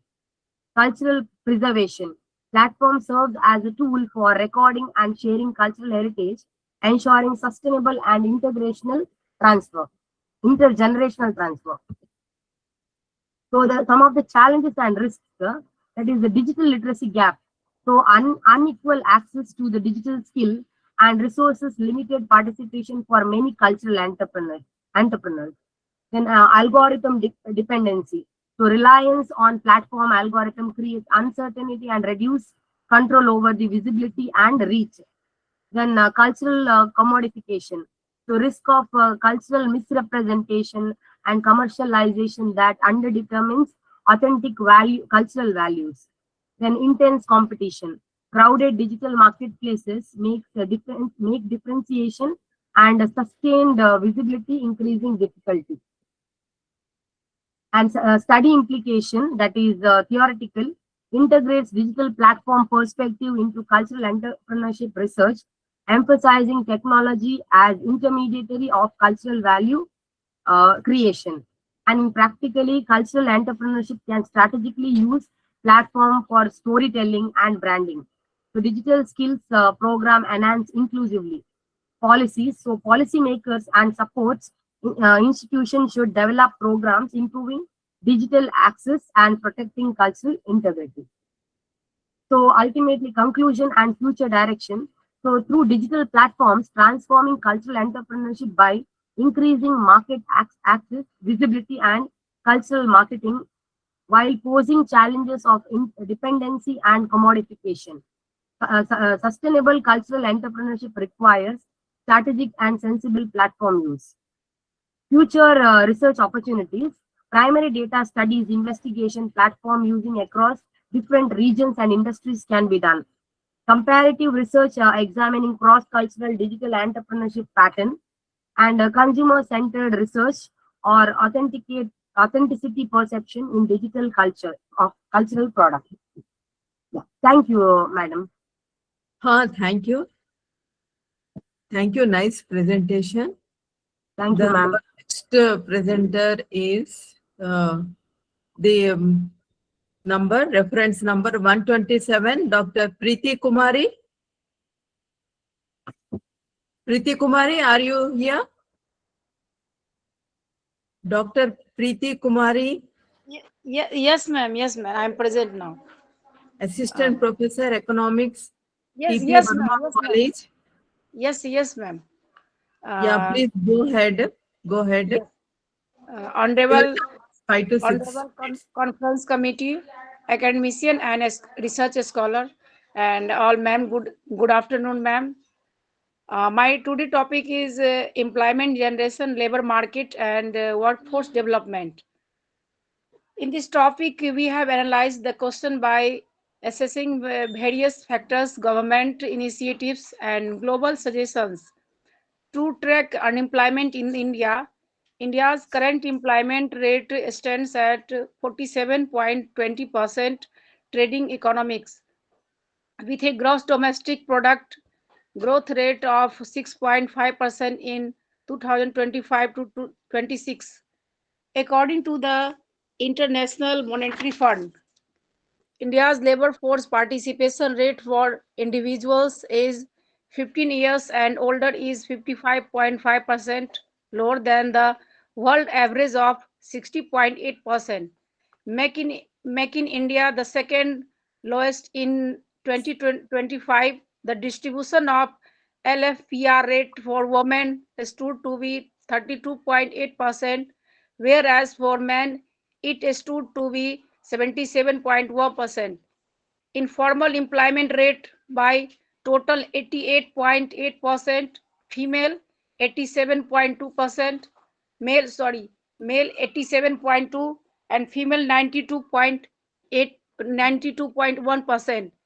Some initiative taken by the India government like Manrega Yojana, Make in India, National Skill Development Mission. Under the scheme, the percentage of employable pre-final and final year students have increased from 33 to 51.3% in 2024. So government has doing well in all sectors, primary sector, secondary sector, and service sector. But in present, in the contribution of GDP is in the service sector is more increasing nowadays, and agriculture sector employment is low and decreasing nowadays, and manufacturing sector lots of job creation and good future. So, and lastly, my conclusion is for India is fifth place economy in the world GDP along with not sufficient job. We know India is in first position after China. So creation for a large population, not sufficient job in all sector. India has to face critical problem in informal sector also. Infrastructure development for in employment growth. India has to develop digital infrastructure along with employment rate will increase when digitally we will have to taken initiatives for investment and foreign direct investment, and also with backward states like Jharkhand, Bihar, UP, etc. Thank you. Thank you, research committee, to giving me good opportunity for today presentation. Thank you. Thank you so much. Thank you, Dr. Preeti Kumari. Nice presentation. We now move on to next presenter. Reference number is 128, Dr. Jagdish Chauhan. Doctor Jagdish Chauhan ji, आप यहाँ पर हैं, divine waste management Indore. Doctor Jagdish Chauhan, doctor Jagdish Chauhan, reference number 128.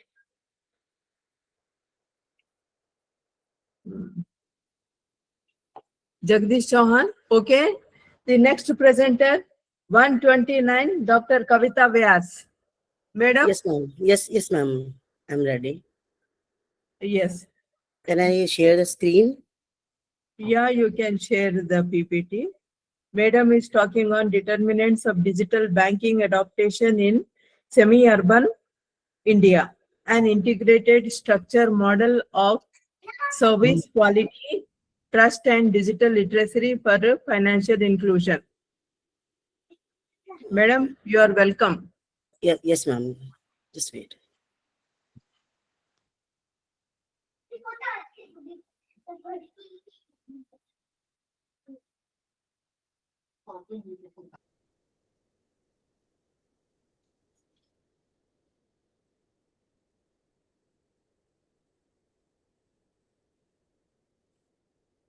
Am I audible, ma'am? Yeah, you are audible. Can you see my screen, ma'am? Yes, yes. Go ahead. Okay, ma'am. Okay, first of all, thank you, ma'am, for giving me an opportunity. And Good afternoon, respected chair, distinguished scholars and fellow researchers. I am Dr. Kavita Vyas from Institute of Rural Management, Jaipur. Today, I am presenting my study title, that is a determinant of digital marketing adoption in semi-urban India, an integrated structural model of service quality, trust, and digital literacy for financial inclusion. Okay. So this research basically examine why people adopt digital banking, and more importantly, why they continuing using it, and what's the basic problem. So as we know that India is currently one of the world's largest digital payment ecosystem, where the adoption is not uniform. All they are adopting, but it is not uniform. In semi-urban regions, access to digital infrastructure exists, but capability, trust, and confidence do not always match availability. This is the biggest challenge for us. So.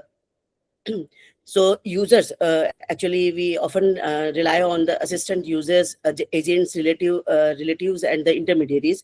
So adoption is not just a technology. We have to understand this thing. Adoption of any technology or anything digital banking is not a technology. It is behavior and the institutional and psychological system. So it should be in hybrid mode, and all the system that they want to offering to the market, they have to adopt the hybrid digital environment. These are basic challenges faced by our country and our bankers, and the research gap that I found during my study is existing studies examine the technology financial inclusion independently, but no study can explain the capability, institutional support, transitional digital ecosystem. So my study addresses all these gaps.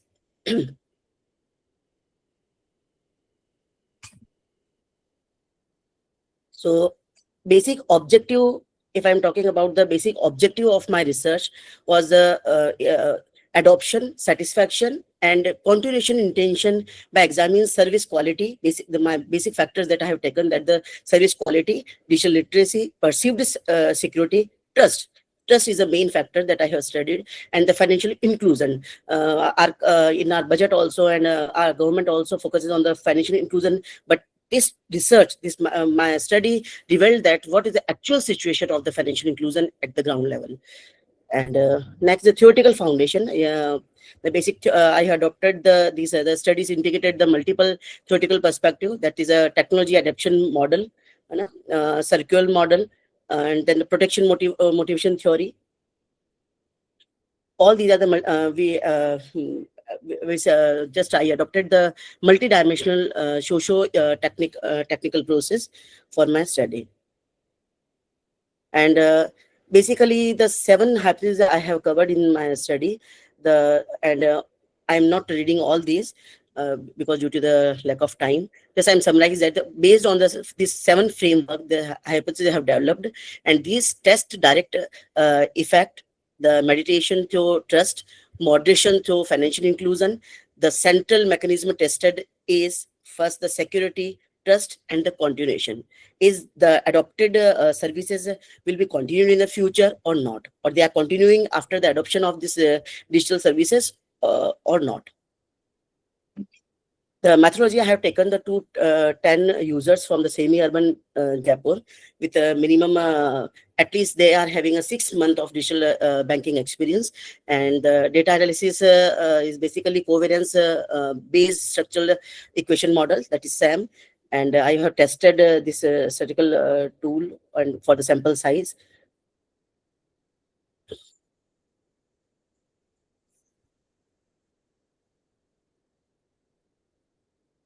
Basically, if I'm talking about the basic structural model results, we can say the key finding model strength, that is this model explain that 72% of the variance in the continuation intention. This is very high exploratory power for behavioral adoption research. Service quality and literacy explain the 71% of the satisfaction.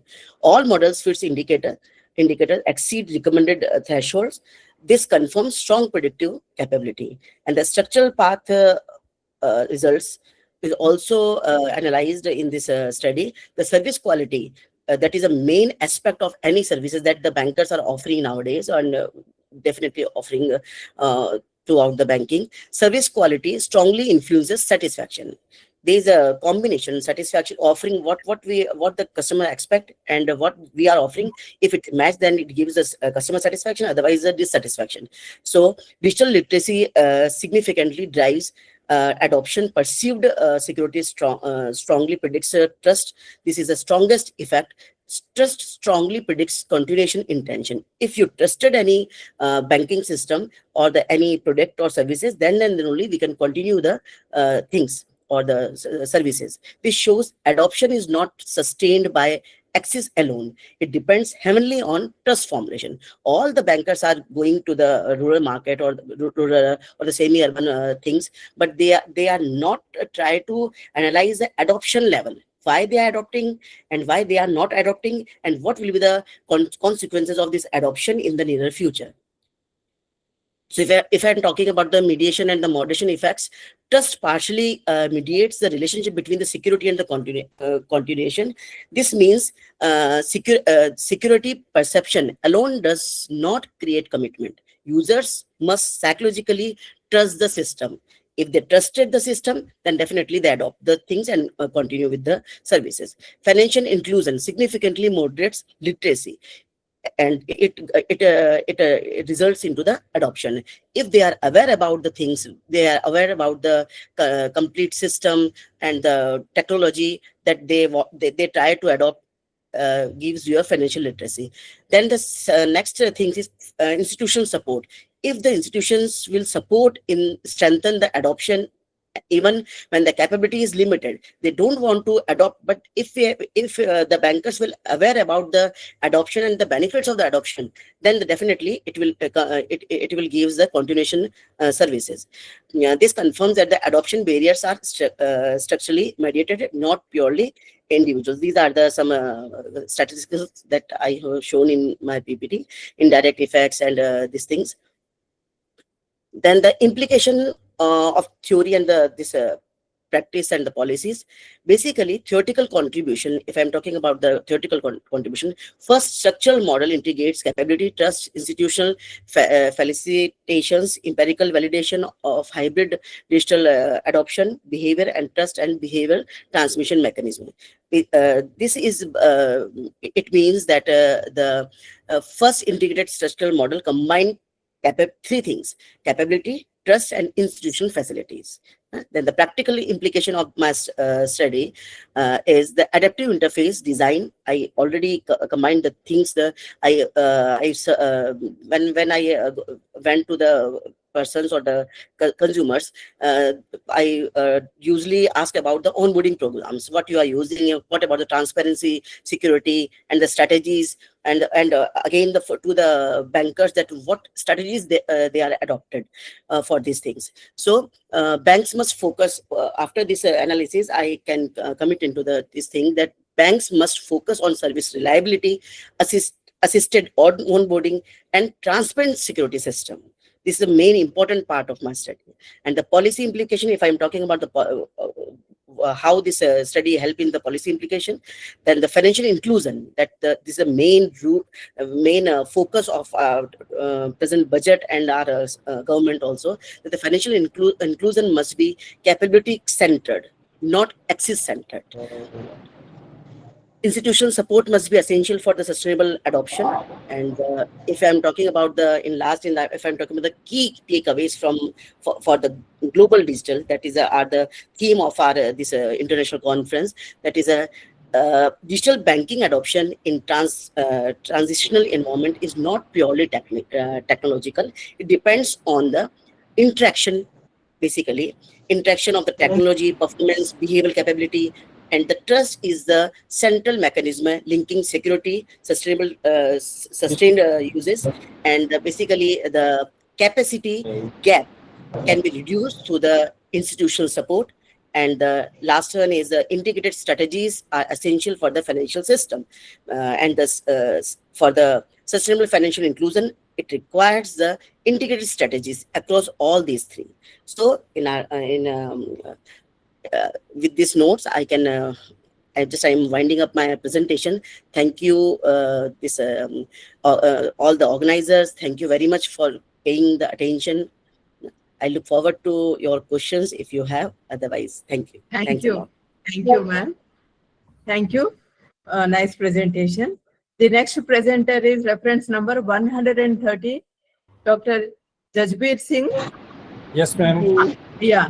Ayurveda Beyond Healthcare, a multidisciplinary framework for innovation, entrepreneurship, and sustainable futures.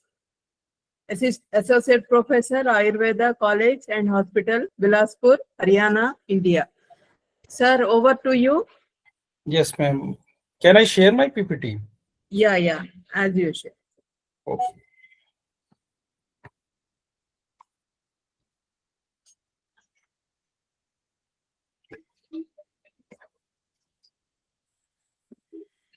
Good afternoon to everyone. I am Dr. Jasbir Singh. My presentation topic is Ayurveda Behind the Healthcare, a multidisciplinary framework for the innovation, entrepreneurship, and sustainable future.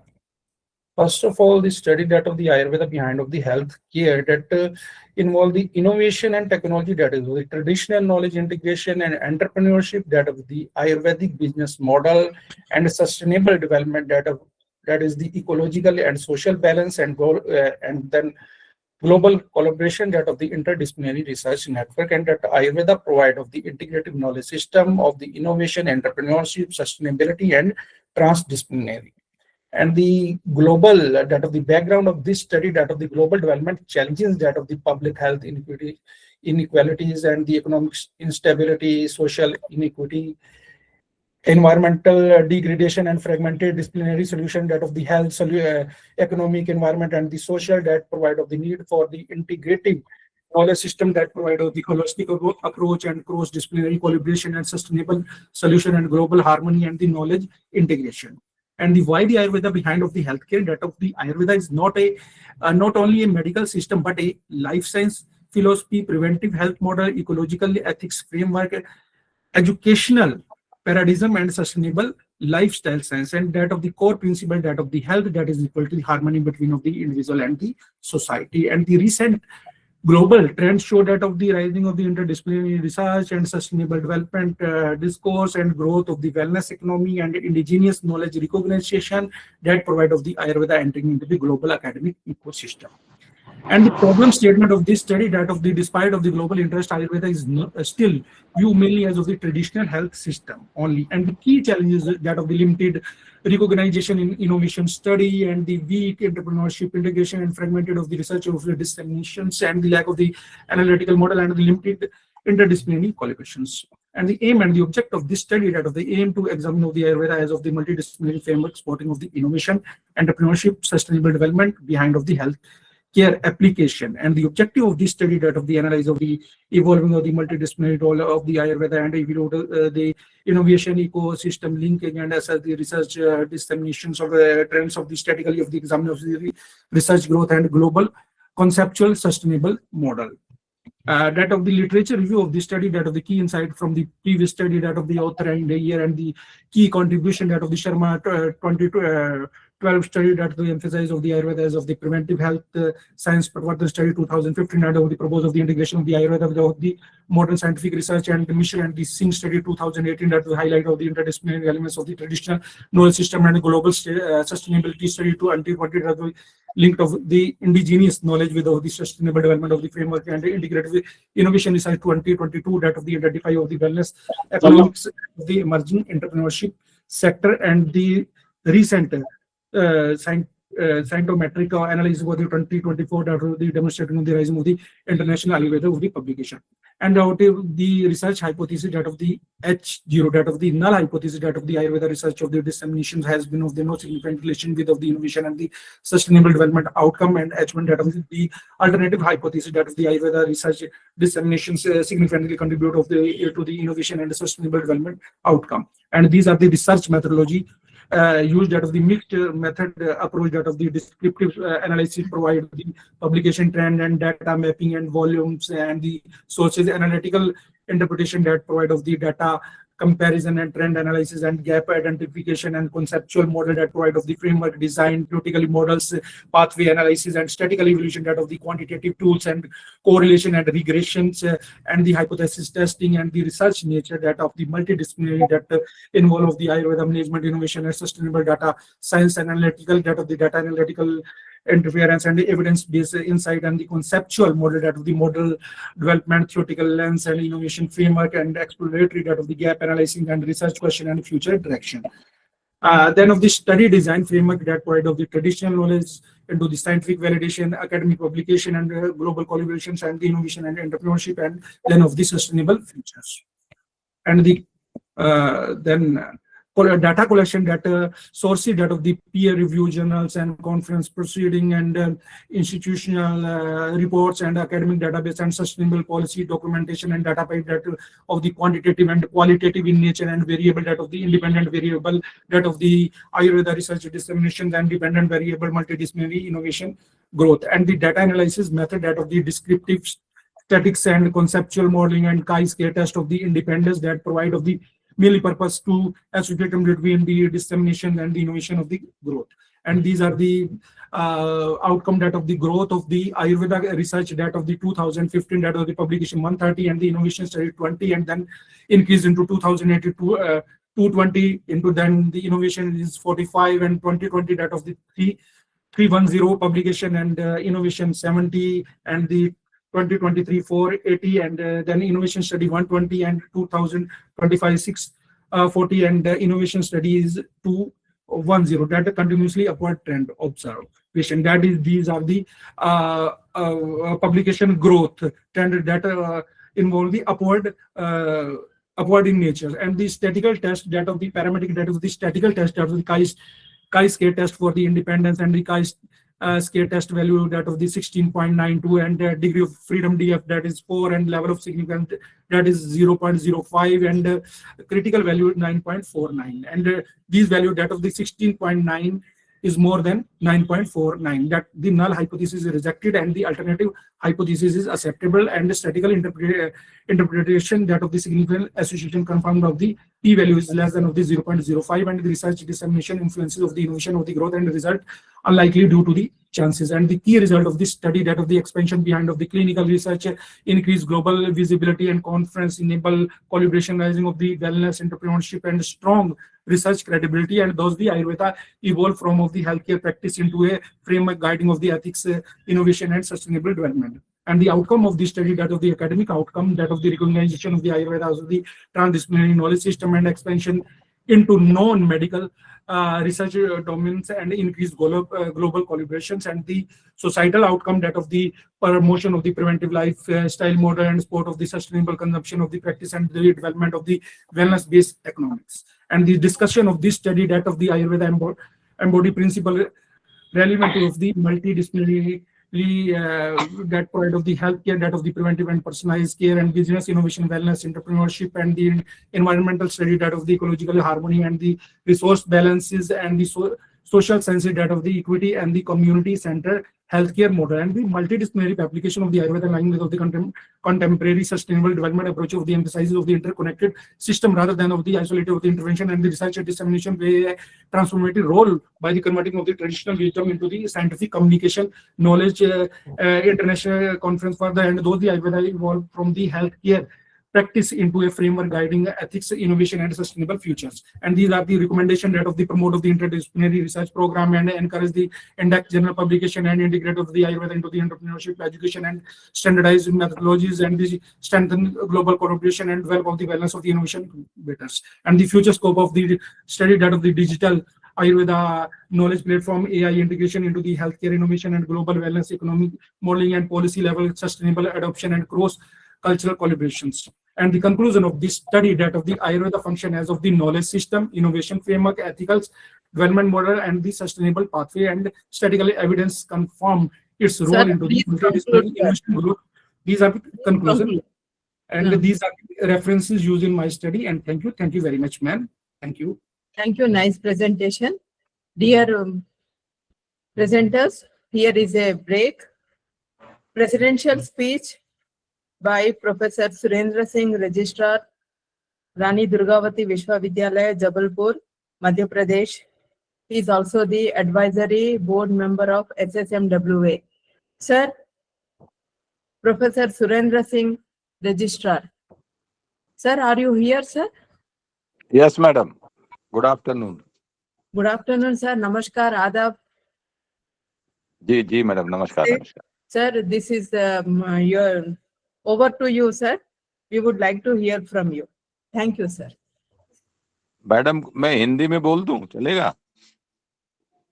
हाँ, सभी लोग हिंदी में सुन रहे हैं, sir. Ji.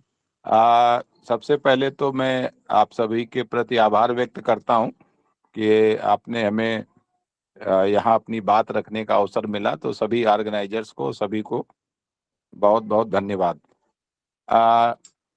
As far as this sustainable development, entrepreneurship and innovation is concerned, I think we must follow the model of Israel as well as China, because I have been there in China and Israel long back, and I have personally seen that how the Israelis, which have only population of 80 to 90 lakhs, and they are totally self-sustainable, and their technology we are adopting, and not only we are, but all over the world.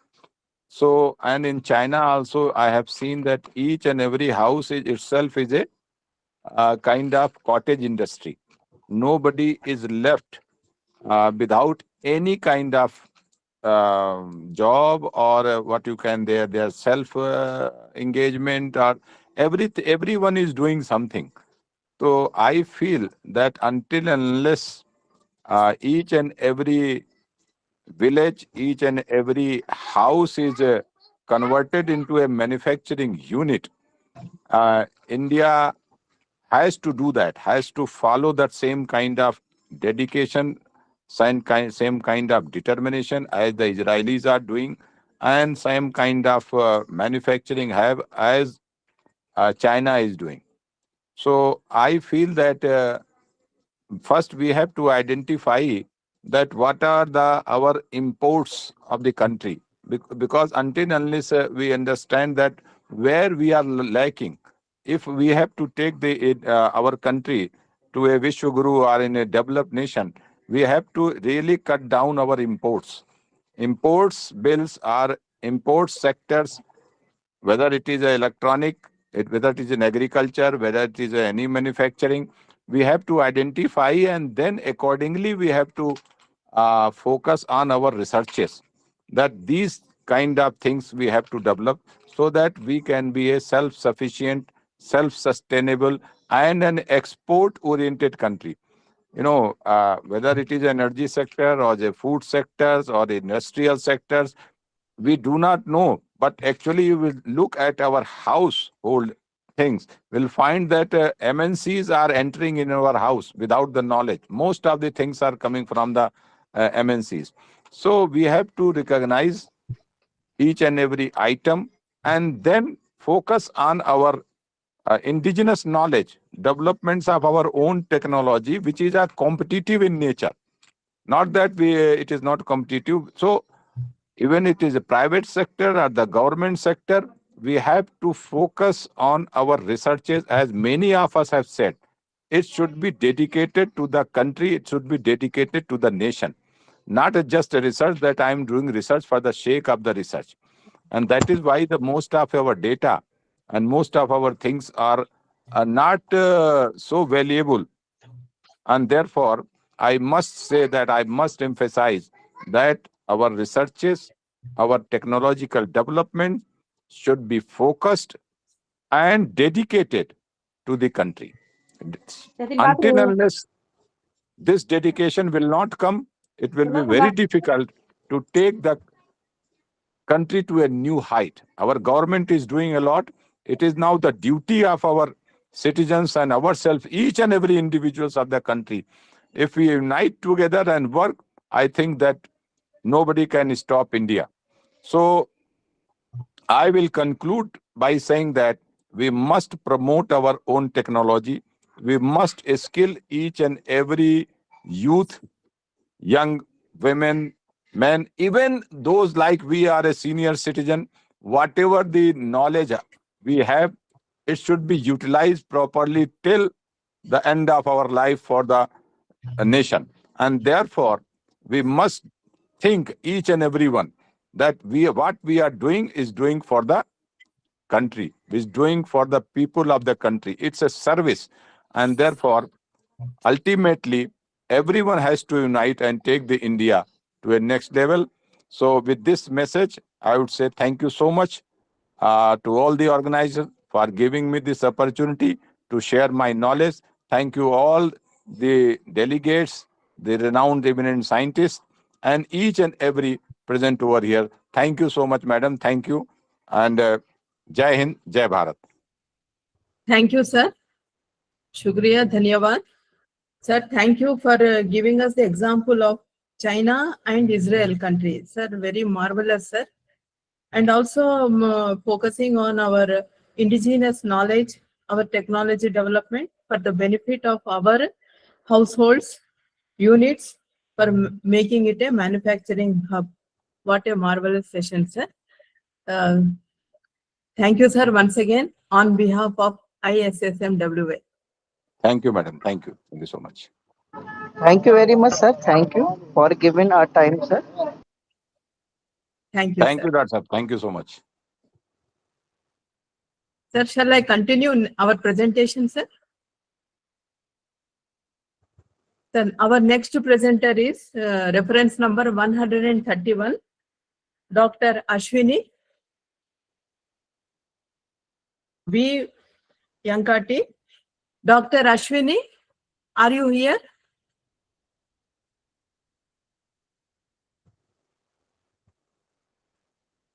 So, Dr. Ashwini, reference number 131. Okay. Now we move on to reference number 132, Manjula GV. Yes, ma'am, I'm here, ma'am. Ma'am, I'm here. Yeah. Your topic is strategic agility as a leadership-driven capability for building organizational resilience in global business environment, a conceptual framework. Assistant Professor, Management and Psychology, Jain University. Over to you, ma'am. Your time is the presentation, ma'am. Yeah, ma'am. Thank you, ma'am. I'm sharing the screen now.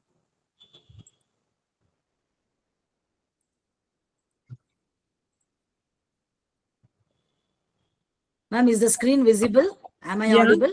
Yes. Yeah. Thank you so much, ma'am.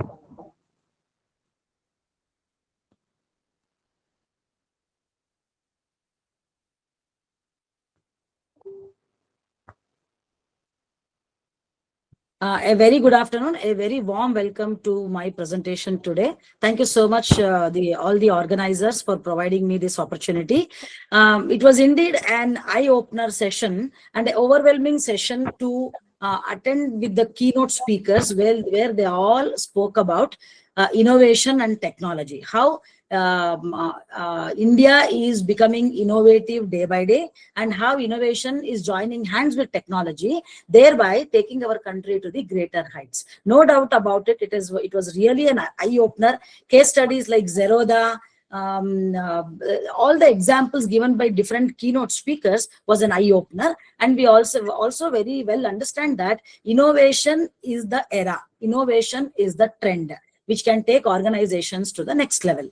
Saying that the entire world has come under one roof through innovation and technology. But the motivation behind presenting my paper today, strategic agility as a leadership-driven capability for building organizational resilience in global business environment, a conceptual framework, is we are all talking about innovation, joining hands with technology, but are we really checking upon how far the organizations are resilient to adapt to the unpredictable global business environments?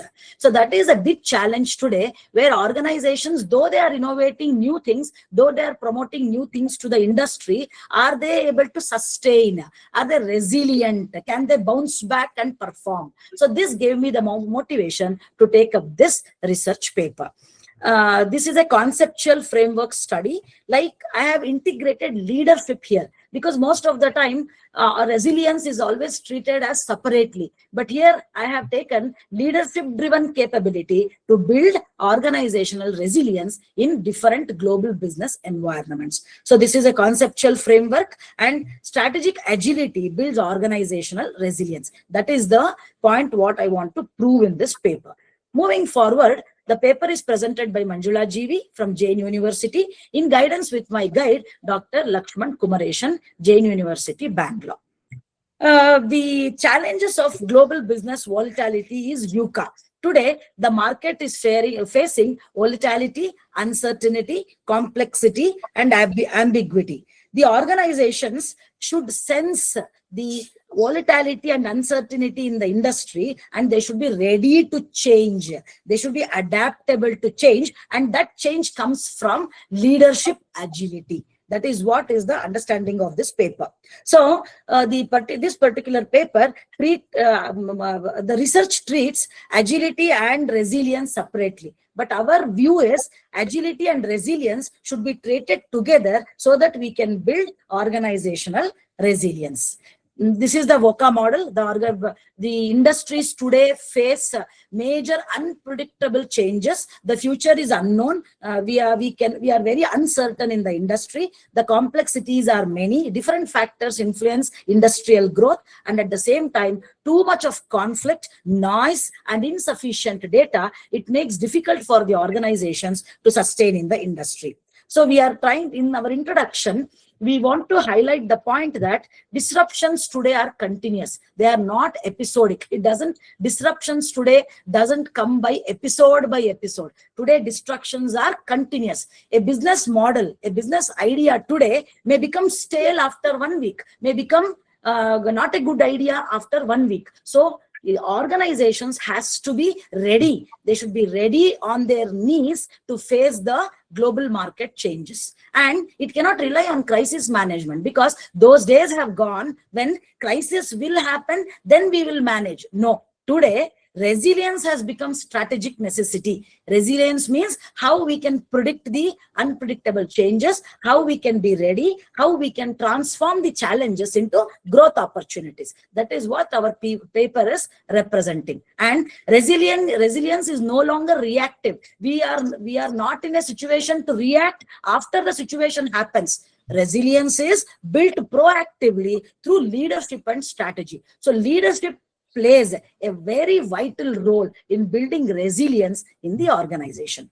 The gaps what we have found is till today, researchers always have focused on integrated modules where they invest too much of investments on tools and technology. But above tools and technology, it is the leadership who bring in dynamic capabilities and upper growth towards the industry. These are the gaps we have found in our research paper, that is resilience, agility literature, and leadership research. The objectives what we have taken in the study is conceptual analyze that strategic agility is a dynamic capability within the global business concept, and it is a leadership role to bring in the industry. And the theoretical framework forms the pillar. Some of the literatures what we have found here is strategic agility, which indicates that organizations should rapidly sense the changes in the market and timely make strategic decisions. There should be speed in the decision. Then only they will be able to adapt to the changing environments. And leaders with a lens, they should come with cognitive values, emotional intelligence, adaptability, flexibility, innovation, creativity, which bring in resilience. And through organizational resilience, we can adaptation, anticipation, transformation is the key dimensions.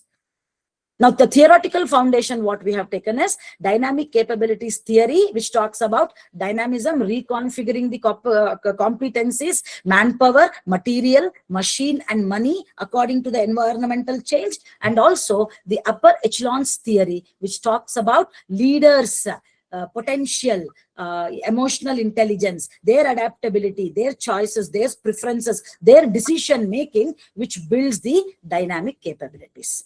And this is the conceptual framework what we are suggesting.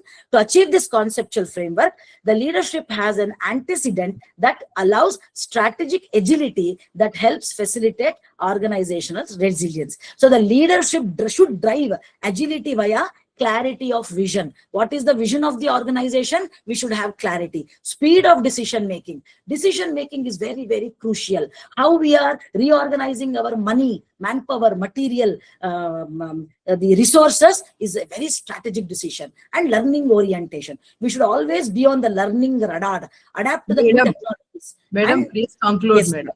Yes, ma'am. So this leads to scholarship and practices. And the conclusion is, with this paper, we have come up with a new dimension that leadership-centered lens should be encouraged by conceptual contribution, not just investing on tools and technology. There should be a framework and fragmentation to develop leadership. So this gives future direction for empirical research. These are the reference papers which I have referred for this paper. Thank you so much for giving this wonderful opportunity to present my work. And I'm truly blessed to be part of this event organized by Indonesia and other organizations. Thank you so much. Thank you, ma'am. Nice presentation. Thank Our you, next ma'am. participant is Pinky Pawar. Pinky Pawar, are you here? आप यहाँ हैं? Pinky Pawar, research scholar, Hindi विभाग, ज्योति विद्यापीठ महिला विश्वविद्यालय, Jaipur, Rajasthan. Okay, we will move on to next participant, Vinita Chaturvedi. Vinita Chaturvedi, reference number 134. Vinita Chaturvedi. Okay, we move on to next participant. Reference number 135, Dr. Geeta Lakhabai Odedara. Are you here, ma'am?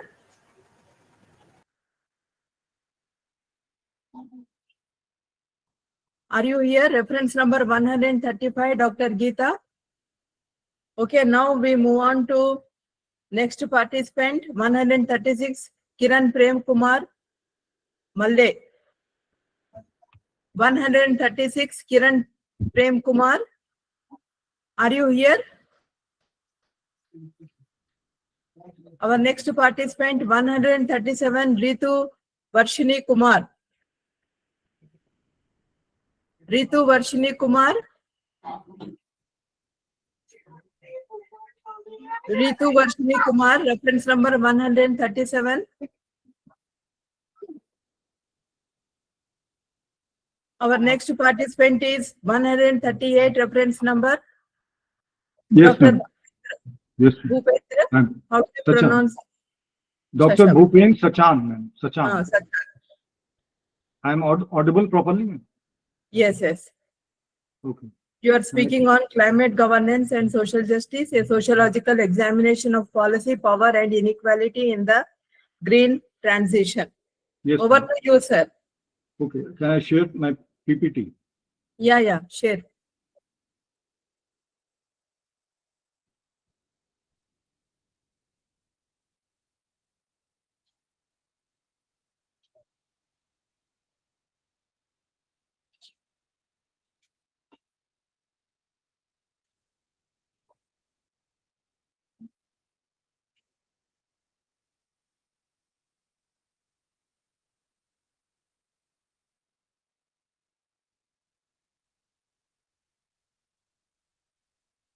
My PPT is visible. Yeah, it is visible, sir. Okay, ma'am. So, good afternoon, respected chair and distinguished colleagues. It's my pleasure to present a paper on climate governance and social justice, a sociological examination of policy, power, and inequality in the green transition. Climate change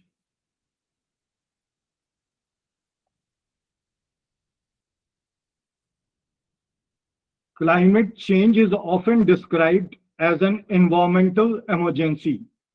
However, from a sociological perspective, it is equally and perhaps fundamentally a crisis of power, inequality, and governance.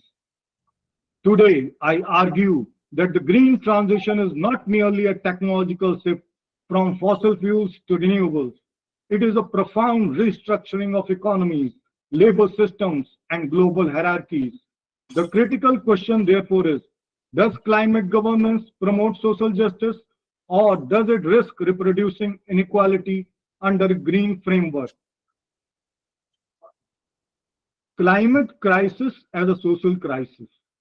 The roots of climate change lie in industrial capitalism. The fossil fuel-based growth model enabled unprecedented economic expansion, but it is externalized environmental costs and intensified global inequality. Three structural inequalities are central. Historical responsibility. Industrial nations have contributed the majority of cumulative emissions.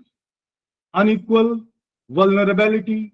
Developing countries and marginalized communities suffer disproportionately from floods, droughts, and displacement. Internal stratification. Within nations, the poor face higher exposure and lower adaptive capacity. Thus, climate change is not socially neutral. It reflects pre-existing hierarchies of class, race, caste, gender, and geography.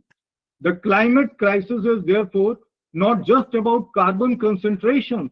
It is about structural injustice.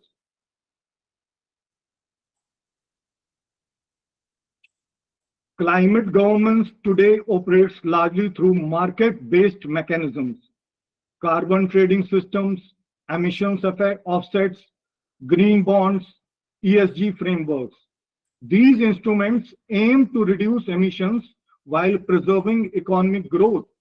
However, they often remain embedded in the same capitalist logic that produced ecological degradation. Carbon markets commodify pollution. Instead of transforming production systems, they allow emissions to be traded.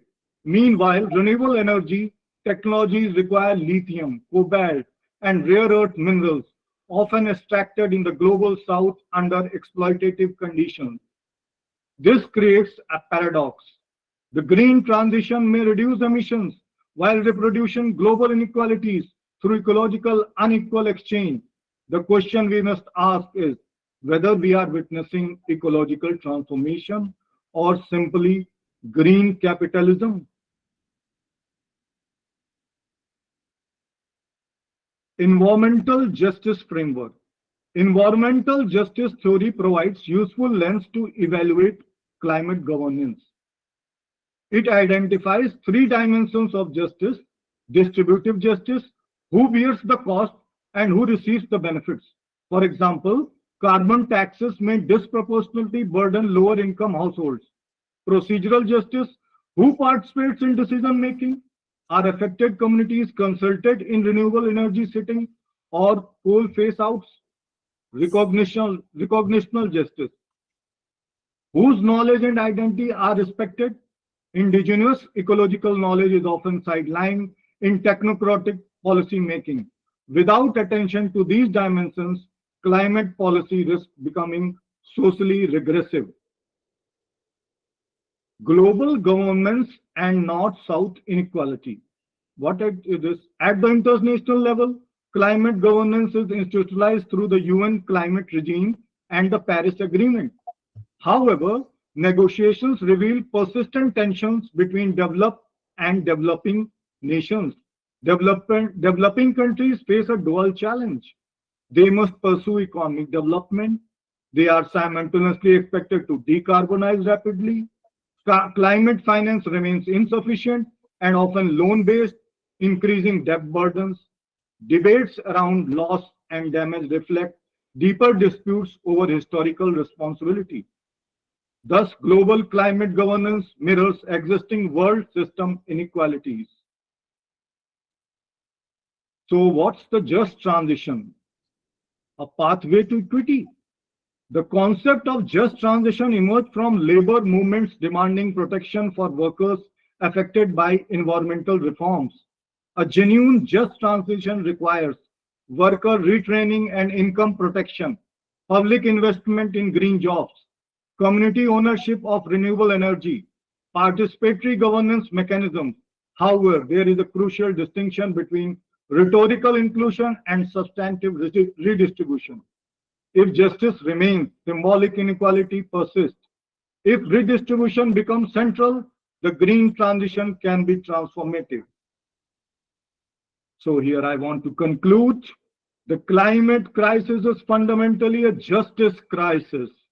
The green transition offers an opportunity for ecological sustainability, but it also carries the risk of reinforcing inequality.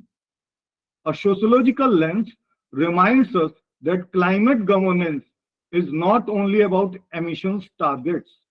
It is about power, labor, capital, and democratic participation. If climate policy remains confined to market mechanisms, it may produce green capitalism without social justice. But if rooted in redistribution, participation, and structural reform, the green transition can become a pathway toward a more equitable and democratic future. Thank you. Thank you, sir. Thank you, Dr. Bhupendra Sachan. Nice presentation. Our next participant is reference number 139, Dr. Shivani Shabarwal. Are you here? Shivani ma'am? Shivani ma'am, Shivani Shabarwal. Okay, move on to 140, Dr. Ravi Kumar Ashok Patil. Reference number 140, Dr. Ravi Kumar Ashok Patil. Then 141, Dr. Ashwini B. Yankati.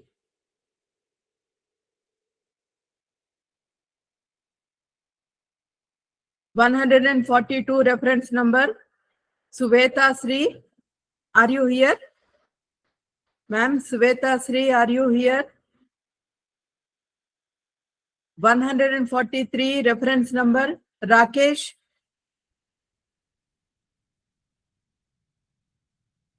Next, reference number 144, Dr. Suresh Kumar.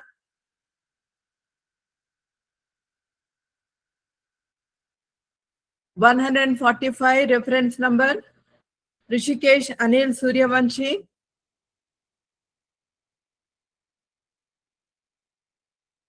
(146) reference number, Hebbal Vishwanath Reddy. Are you here? 147, Renu Kumari Burnwall. 148 reference number, 148 reference number, Dr. S. Jayalakshmi Priya.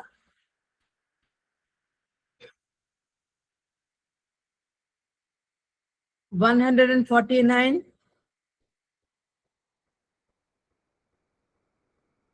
(149) reference number, Dr. Mudakappa.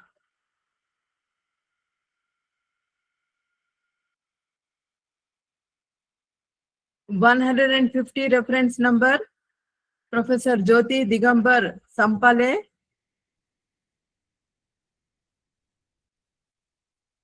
(150) reference number, Professor Jyoti Digambar Sampale.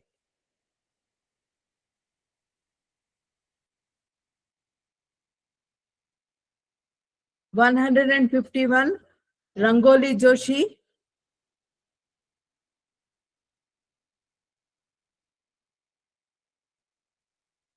(151) reference number 1, Rangoli Joshi.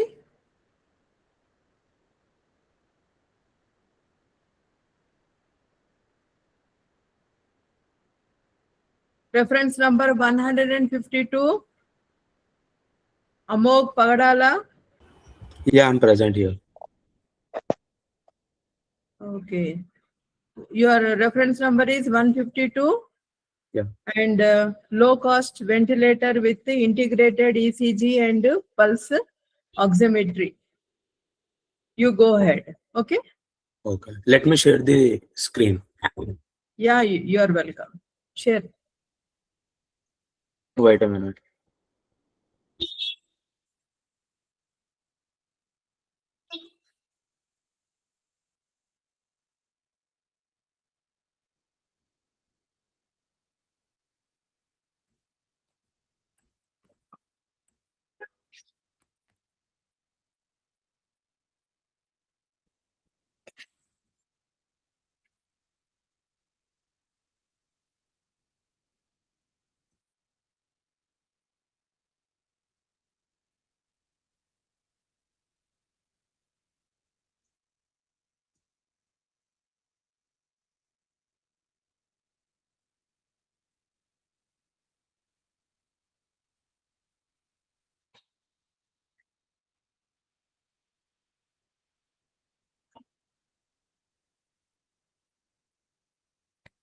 Is my presentation is visible? Yes, yes, sir.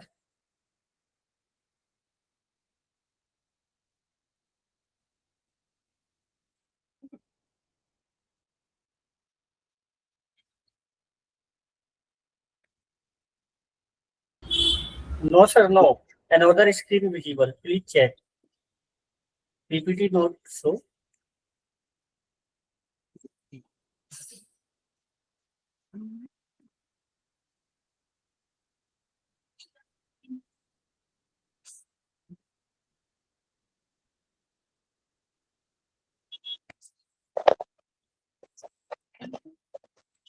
Excuse me, ma'am.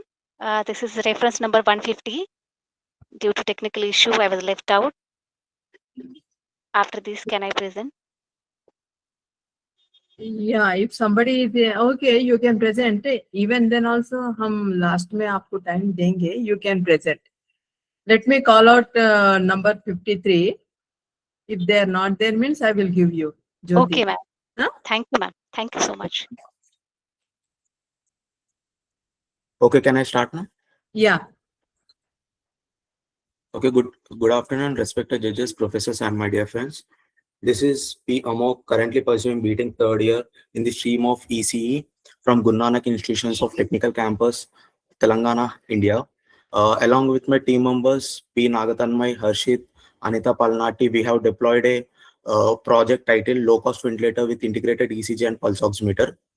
This project is designed to support rural communities and also low resource healthcare settings where access to advanced medical equipment is often limited. Many small hospitals and clinics cannot afford expensive multi-specialty ventilator systems. However, access to proper medical care is essential for everyone. So our aim is to develop a low-cost, effective, IoT-enabled integrated ventilator system that improves accessibility and patient safety. Let me move on to the introduction. During the COVID-19 pandemic, healthcare systems worldwide experienced ventilator shortages. As we know that many patients required respiratory support, but limited equipment increased mortality rates. At the same time, continuous monitoring of ECG, heart rate, and oxygen saturations become critical. So existing ventilators are like expensive, complex, and not integrated with the full monitoring systems. Therefore, we have developed an integrated solution combining a ventilator system and patient monitoring. We came next going to the problem statement. The major problems identified were high cost of the advanced ventilation, limited availability during emergencies, lack of integrated ECG and SpO2 monitoring, and also the risk of human error due to limited staff in small healthcare facilities. There is a need for affordable, reliable, and remotely accessible system in order to avoid the human errors from the staff or else from the hospitality by using the medical devices. The system which we have proposed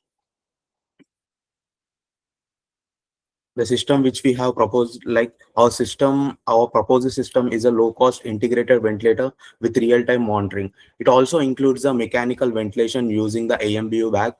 We usually we have used the mechanism like push mechanism using the 3D configuration, and also it is portable.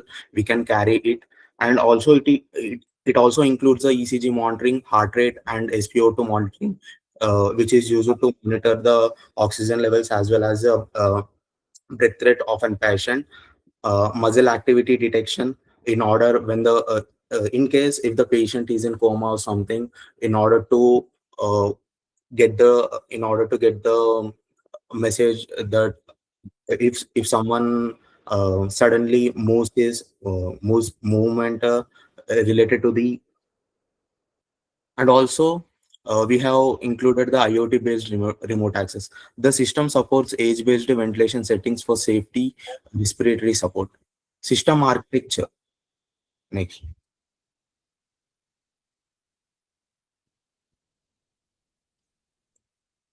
System architecture. In the system architecture, we mainly use the controllers like Arduino UNO, which processes the sensor inputs and control ventilation.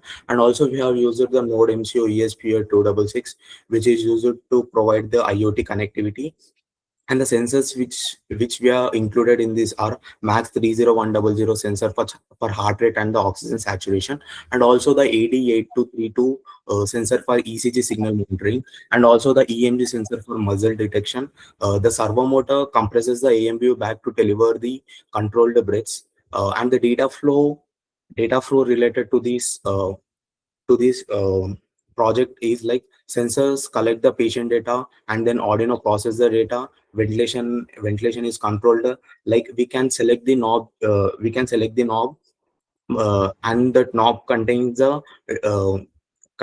some of the values, like in order to select the patient age. According to the patient age, the knob can be vary, and we can control the breaths per minute and also the pressure. And the data is transmitted via Wi-Fi, and alerts are generated for abnormalities. And the special feature comes into this are coma patient monitoring. In this, a key feature of our system is enhanced patient safety for unconscious or coma patients. Like if a patient shows sudden muscle movement and medical staffs are not immediately present, the EMD sensor detects it. And also it will provide an alert notification which is sent to the hospital staff specifying the patient's room.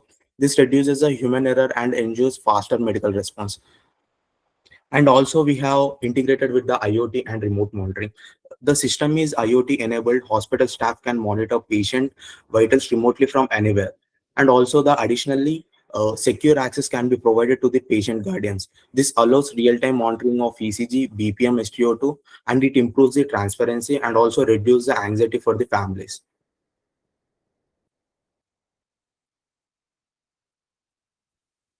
Next, working principle. The working principle related to this ventilator system is firstly we'll select the knob according for ventilation. We will select the knob according to the patient's age, and the AMBU the servo motor will apply the pressure according to the selection of the age. Thereby the person can take the breaths by using the AMBU bag. And it is also integrated with the ECG, which is used for measuring the which is used to measure the electrical activity of the heart.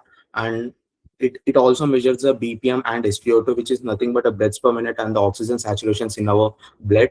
And it also comes up with the room temperature. It is used to calculate the room temperature and provides an alert message in case the temperature exceeds, because temperature plays a major role in the patient's room. And we bind up with a result. After the ECG graph, after performing the project, or else after performing the ECG by attaching the sensors to our body, the ECG graph is plotted like this. And this prototype successfully initiates and operates stability, delivers accurate breath control like 10 to 30 BPM according to the age, like toddler, infant, adolescent, younger or older ages. And it displays clear ECG waveforms, and also it provides reliable SpO2 and heart rate readings. And also it sends an IoT alerts effectively. And we, we have designed a 3D mechanism in order to reduce the cost. Like officially, the ventilator systems are like cost of 5 to 10 lakhs. In order to avoid this, avoid that, we have designed at a low cost, low budget in like approximately 30 to 40,000 by using the 3D design. And advantages. The advantages of this low-cost ventilator is cost-effective and scalable, and it is integrated multi-parameter monitoring and also remote accessibility from anywhere in the world. And it can remote accessibility, nothing but we have designed like the patient's person can access the real-time data from anywhere. He can monitor the real-time data related to the patient. And the staff can also monitor the data without staying in the patient's room. And also reduces the human error. By this, we can reduce the human error, of course, suitable for small hospitals and emergency scenarios. Advanced. Let's conclude. I conclude by this, our project demonstrated that advanced healthcare support can be made affordable and accessible. This integrated ventilator system is particularly beneficial for rural healthcare centers, small clinics, and resource-constrained hospitals. It enhances patient safety, enables remote monitoring, and prepares healthcare system for future respiratory emergencies, because quality healthcare should be accessible to everyone. Thank you for your valuable time. I would be happy to answer any questions. Thank you. Thank you, Amog Pagadala, and thank you for your presentation. Nice presentation. We know if any query is there, you can ask. Anybody is interested to ask a question to Amog Pagadala? Okay. Now we move on to reference number 153, Dr. Bhavna Nigam. Yes. Yeah, Bhavna Nigam, you are welcome. Yes, ma'am. Yeah. Let me just share my screen. Yeah. Human capital formation for the orange economy through policy, pedagogy, and institutional reform in Indian higher education. Assistant Professor, English, Government Engineering College, Raipur. Thanks for the introduction, ma'am. And first of all, apologies from my end. I cannot switch on my camera due to the network constraint. In case my slide stopped sharing or my audio is not coming properly, just let me know in the comment, okay? Okay. So starting with my presentation, so my topic for the research was the human capital formation for the orange economy, policy, pedagogy, and institutional reform in Indian higher education. So the point why I chose this topic actually aligns with the fact that yesterday one of the guest speakers, Diana Nofika ma'am, asked a question, are we really prepared for the economic growth that we are doing? Like the human capital is right now prepared for it or not? So that question is the base why I chose this topic for the research. So coming to the fact that what is orange economy sector? So orange economy is also known as a creative economy sector, and it basically involves every field that contains originality, innovation, or creativity. So for instance, film, music industry, design industry, digital content creation, cultural tourism, everything comes to this sector. So now you won't believe, but according to Creative Economy Outlook 2024, the India's creative economy valued to about 30 to 35 billion USD dollars. And right now it is providing 8% of the employment to the working population. So this is kind of, if you compare to the traditional sector, it might seem a little low, but you can see how fast it is growing. As the digital platforms and streaming platforms are growing, this sector is growing enormously. So the question arises, is a human capital prepared for this or not? So coming to the next slide.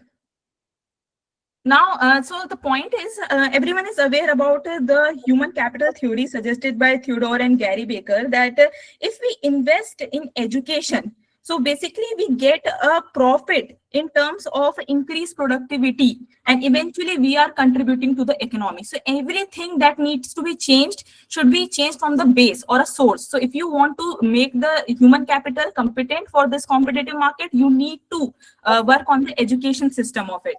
So first, this slide represents basically the difference in this traditional university models and what the creative ecosystem is basically demanding. So in traditional, we see rote memorization, standardization is there. We are working in a silos, okay? But if we go to the creative ecosystem, it's more on the portfolio based, output based. And there is a vast integration of various core fields, and no one is sticking to one field. So it is more interdisciplinary. Now coming to how we are going to prepare this human capital formation, like what is the process of it? So the first thing that stepped in by the government was NEP 2020 formation. In this, if you see what NEP did, is it released a various kind of amendments in the traditional model. First, multidisciplinary approach. Now, no one is like bound to stick to one particular field for the entire education. He can choose the fields that he or she is interested in, that is best represented by the board-based undergraduate education, and explore like multiple disciplines, providing that flexibility needed to cater this orange economy sector. Then comes, there are furthermore curriculum changes, if you can see, like credit transfer. If I say, like, for example, previously there used to be uninterrupted enrollments. There used to be a fixed disciplinary routine that a student needs to follow, which is not possible in this orange economy sector. You are doing freelancing simultaneously, working on real life projects. So you might need to pause or resume your education. And that leads to loss if we follow the traditional system. So NEP introduced this credit transfer system, which actually helped people to pursue their passion in this industry. Now coming to the another factor, that is pedagogy reforms. If I say what pedagogical reforms have been taken place, first is previously it used to be more on the, what you can say, more on the theoretical side. There was rote memorization of things. There will be like no two core subjects are aligning itself together. So this was the traditional side, which used to be followed. But now there is more on the experimental side, more on the real life application side. So more AVGC labs are being installed, as you can see over here. More AVGC labs. AVGC stands for Animation, Visual Effects, Gaming and Comics Lab. So in this, basically you can experience what you're going to face in the real life situation. In the industry level, what you're going to experience, you are actually building it in the university itself. So these setups are being done. Teachers are being more practically trained, and industry experience are already, like, teachers are possessing them. Not only just specialization in a theoretical topic, they are more inclining towards industry experiments and all those stuff. So this is what pedagogical shift is being taken place. Now infrastructure, as I said, the labs thing, okay, the labs are being like set up for this. Coming to the last thing, research and innovation. So to describe this topic, let me take this to just take it to this slide, okay. So for the research, innovation and IP, I would say that in this sector, employment is mainly generated by entrepreneurship. Already a lot has been discussed by our guest speaker, Ruben Gracia, and also one of the presentator, Mrs. Shweta, also mentioned about the fact that how digital and streaming platforms are actually enabling a lot of entrepreneurship. Okay, so entrepreneurship is one of the greatest employment source in this sector. Then comes film and media production houses. They also generate a lot of employment. And apart from this, we need to prepare students to like focus on freelancing also. Right now, no university or no institution prepares students to take risk. The risk taking is one of the key factors in this industry, that you are building a personal brand, you are actually experimenting with new original ideas. Okay, so this is what we need to teach students. We need to inculcate in their brain. Okay, so this is how basically you are going to do human capital formation. This is the process. But yet, as said before by like many guest lectures, we are still facing a lot of challenges in terms of industry tie-ups, okay, in terms of infrastructures. Though the government in waves 2025 claimed that around 1,500 more labs will be created, but still we need to be very proactive in this initiation. Now coming to the one of the main recommendation that is also suggested by Professor Rajendra, that IP literacy is very important, intellectual property literacy. As AI is being exploited at a huge rate right now, intellectual property is a concern. Anyone is saying something? No, nobody is saying, but can you Yes, conclude? I'm wrapping up. This is the last slide. I respect like everyone's time. Just wrapping up. Okay.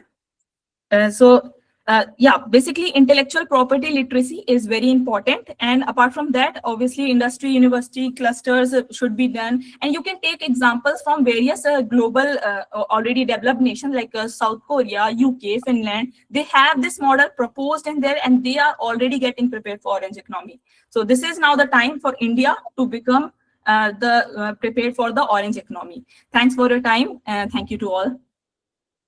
Thank you. Nice presentation, Bhavna. We will go on to next reference number 154, Arun Kumar. Arun Kumar, are you there? Then Jyoti? Yes, Jyoti ma'am. ma'am. Yeah, you better. Good You afternoon. better. Very all the participants, scholars. The topic of my presentation is importance of skill development in rapidly growing job market. I want to share my slides here.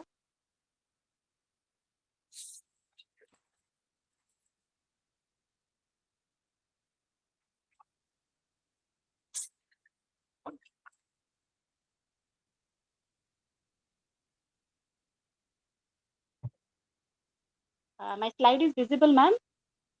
Yeah, it is just visible. Skill development slide. Yeah. Yeah. Before beginning my presentation, I would like to say that I'm grateful for the opportunity to share my views today. And I see this today's deliberations of the dignitaries, all the keynote sessions and participant scholars on various current topics are highly enlightening and greatly impactful to engage in learning process continuously. So first of all, let's talk about skill development. Why there is need of skill development? The answer to this question is the skill development can contribute to structural transformation and economic growth by enhancing employability and labor productivity and helping countries to become more competitive. As we all know that in today's fast-changing world, skill development is no longer optional. It is essential. As industries evolve due to technology, globalization, and automation, the job market is becoming more competitive and dynamic than ever before. Developing relevant skills helps individuals stay adaptable, employable, and successful. Skill development keeps you competitive in a changing economy. With the rise of technologies like artificial intelligence, data analytics, and automation, traditional job roles are transforming.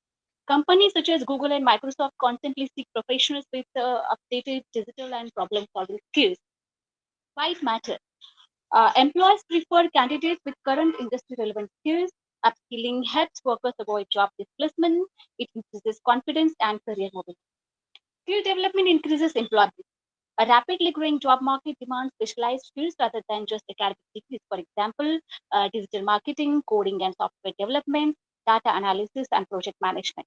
Professionals who continuously improve their skills are more attractive. Jyoti ma'am, are you able to, push your slides? You are on only one slide. Yeah. Yeah. So professionals who continuously improve their skills are more attractive to employers and have better job security. Skill development open doors to high growth industries. Certain sectors are expanding quickly and offer strong career opportunities like information technology and AI, which has high demand for AI specialists, software developers, cybersecurity analysts, and the sector healthcare and biotechnology, which has a growing need for medical professionals, biotech researchers, and telemedicine experts. Also, the sector renewable energy and sustainability has opportunities in solar and wind energy, environmental engineering, and green technology. Skill development encourages career growth and higher income, as skilled professionals earn higher salaries, get promotions faster, and have leadership opportunities. For example, tech professionals in leading companies like Tesla often benefit from continuous training and innovation driven role. Skill development promotes adaptability and lifelong learning. The modern job market values people who learn continuously, adapt quickly, think critically, and solve problems creatively. So, skill development builds resilience and prepares individuals for future industry shifts. It also supports entrepreneurship. Skilled individuals are better equipped to start businesses, manage finances, market products or services, and compete globally. So, in conclusion, I would like to say that in a rapidly growing and evolving job market, skill development is the key to career stability and success. It enhances employability, boosts confidence, increases income potential, and prepares individuals for future opportunities. Continuous learning is not just an advantage, it is necessity for thriving in today's competitive world. Thank you for giving me an opportunity to present my views today. Thank you, ma'am. Nice presentation. Now we move on to next presenter, 155 reference number, Paspali Bairagi.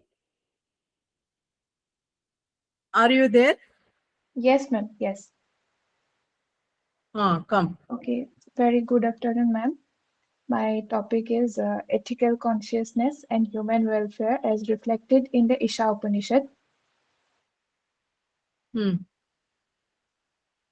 This study introduces Upanishadic literature and analyzes the ethical insights of the 10 principal Upanishads with special focus on the Isha Upanishad, highlighting their contemporary relevance for human welfare, social harmony, and leading a purposeful and balanced life.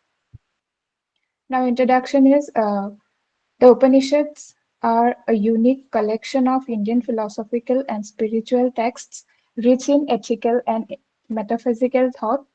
They are also referred to as Vedanta, signifying the culmination and philosophical completion of the Vedic tradition. In simple terms, the Upanishads represent the essence of Vedic knowledge, Vedanto Namo Upanishad Pramanam. Then next point, Isha Upanishad, vision of morality. The very first mantra of the Isha Upanishad, Ishavasyam idam sarvam yatkincha jagatyam jagat tena tyaktena bhunjitha magridhaha kasyasvit dhanam, presents a powerful ethical vision for human life. It clearly establishes boundaries for enjoyment and consumption by reaffirming that the divine permits the entire creation. There is no place for greed, violence, or injustice when one understands that every item in the world is an essential component of the divine order rather than a matter of private ownership. Then now some points I would like to point out are renunciation, that is tyag, and self-restraint, samyama, and next duty, that is kartavya and action, karma. Then non-violence, ahimsa, and equality, that is samata. And the next point, the holistic concept of human welfare. And now I would like to say the point, the state of morality in contemporary society. The necessity of moral education has increased dramatically in the increasingly materialistic society of today. The development of moral principles via education is more important to a country's actual progress than economic or technological advancement. Since moral education is the only thing that can create citizens who are aware of their obligations, it has become an essential requirement for the whole development of society. In this regard, including moral education with scientific and technical education has become crucial. Social reform can be greatly supported by the incorporation of ancient ethical writings, biographies of admirable people, and success stories of exceptional persons from a variety of fields into academic curricula. These kind of actions could change society and signal the start of a moral and enlightened period. And in conclusion, I would like to say that ultimately the wisdom of the Upanishads reveals its true power only when it is put into practice in everyday life, guiding both individuals and society towards meaningful progress. Simply regarding sacred texts or listening to teachings is insufficient. Real change arises through careful reflection and deep contemplations of their underlying principles. In order to assist people in creating a life based on moral principles and inner fulfillment, the Upanishads principally seek awaken self-realization. For example, the Taittiriya Upanishads teacher-student teachings emphasizes virtue like honesty, moral behavior, lifelong learning, self-control, and noble character that are crucial for both individual development. And in today's world of materialism, consumerism, moral decay, and social conflict, the teaching of the Isha Upanishad are especially relevant. It promotes harmonious coexistence between the individual, community, nature, and humankind as a whole through fostering a feeling of obligation alongside rights. As a result, it can be argued that the Isha Upanishad's moral vision, which was important and guiding in ancient times, is still relevant and active now. It encourages a thoughtful, responsible, and value-driven style of life that promotes inner serenity, societal equality, and global human welfare. In this way, the Isha Upanishad is established as an immortal and alive moral guidance for contemporary humanity. Thank you, ma'am. Oh, thank you, Puspali. Thank you for your presentation. Nice presentation. We Thank now you. all move to next presenter, 156, Mr. Mithal Jharkhandi. Mr. Mithal Jharkhandi, are you here?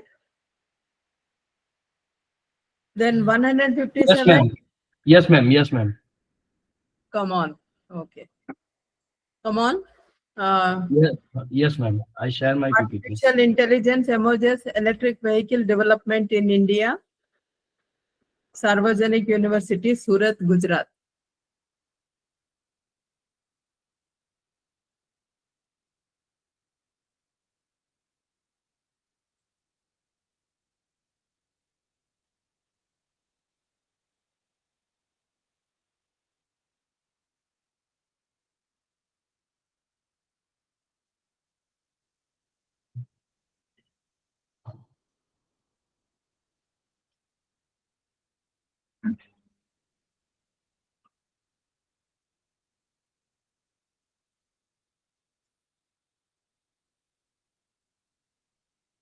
What are you doing?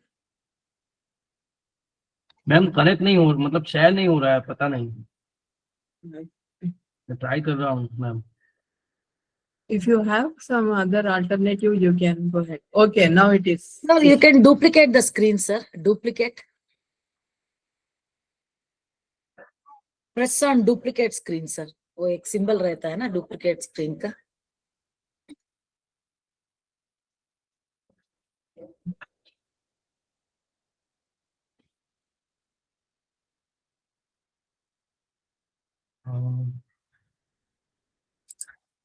Entire screen, entire screen. You have to select entire screen. Entire screen select किया है Yes, sir. मैंने Yes, sir. Entire screen and Share. open the file. Share. Open the file. show my screen and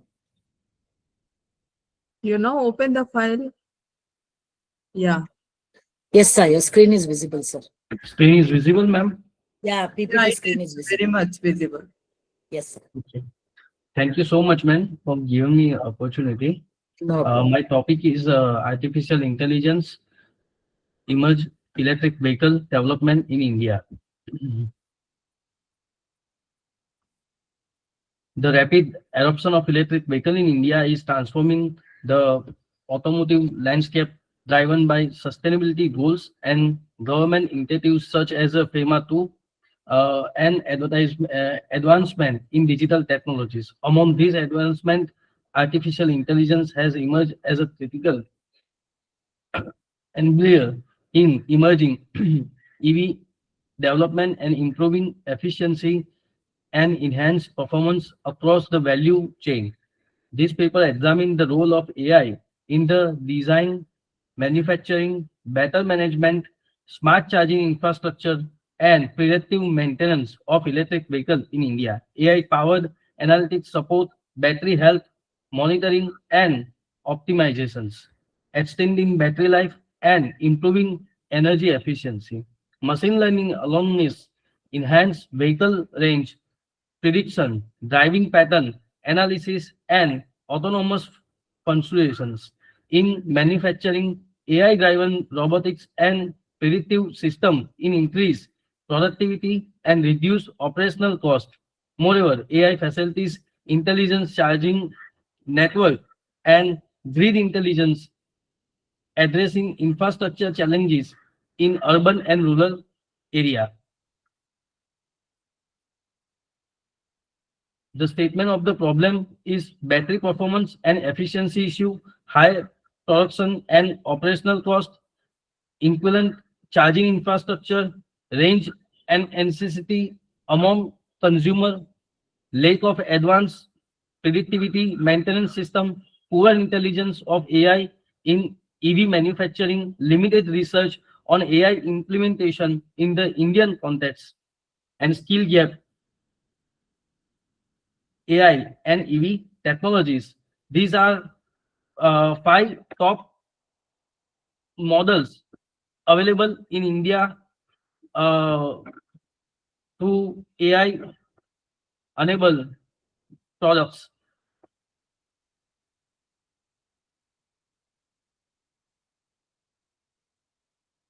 There are so many research highlighted in this paper and literature reviewing, but existing literature discuss AI in EVs and environmental sustainability spiritual separately.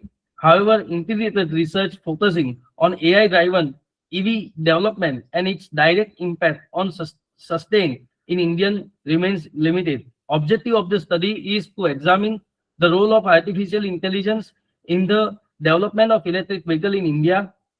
Second, to identify the challenges and barriers in implementing AI technologies within the Indian EV ecosystem. Third one is to analyze the application of AI in battery management system, energy optimization, and vehicle performance enhancement. And fourth, to explore opportunities for sustainable growth and innovation through AI-driven solution in India's electric mobility sector. Research methodology. The research design, this study adopts a descriptive and analytical research design. It aims to examine the role of artificial intelligence, AI, in electric vehicle development and analyze its impact on environmental sustainable and sustain in India. Nature of the study used in qualitative and quantitative approach.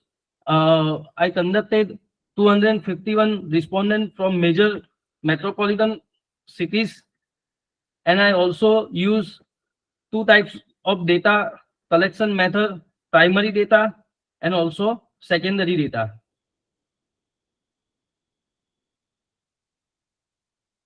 This picture shows that AI impact in each and every part of electric vehicle. There are so many chips are used in manufacturing of electric vehicle. According to FEMA, says at least 1,500 AI chips used in one electric vehicle by 0 to after completing product.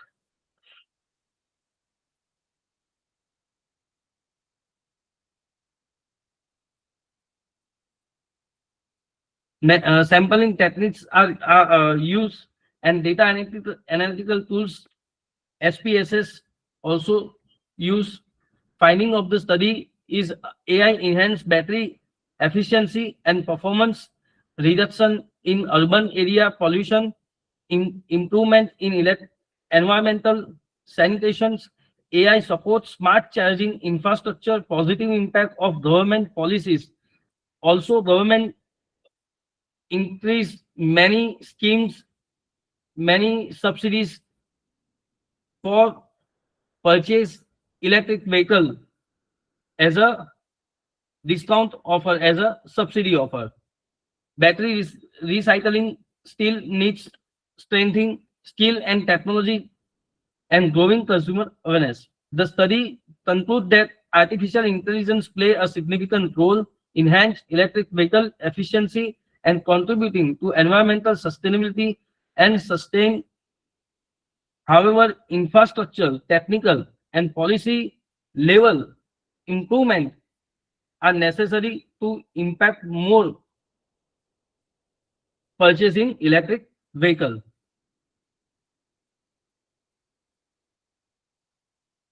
I conclude that artificial intelligence is a significantly enhanced electric vehicle development in India by improving battery efficiency, smart charging system, predictive maintenance, and overall vehicle performance. These advancements contribute to reduce carbon emissions, battery energy management, and improve urban environmental conditions. With support from initiatives such as the faster adoption and manufacturing of hybrid and electric vehicles, there are almost in India four types of electric vehicle available in Indian automobile market: fully electric vehicle, hybrid electric vehicle, semi-hybrid electric vehicle, and plug-in hybrid electric vehicle. This transactions promotes environmental sustainability and support better sanitation standards by lowering air pollution levels.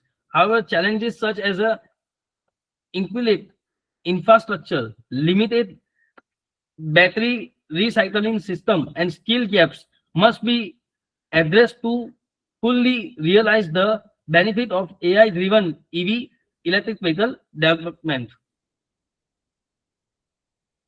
Thank you so much, ma'am.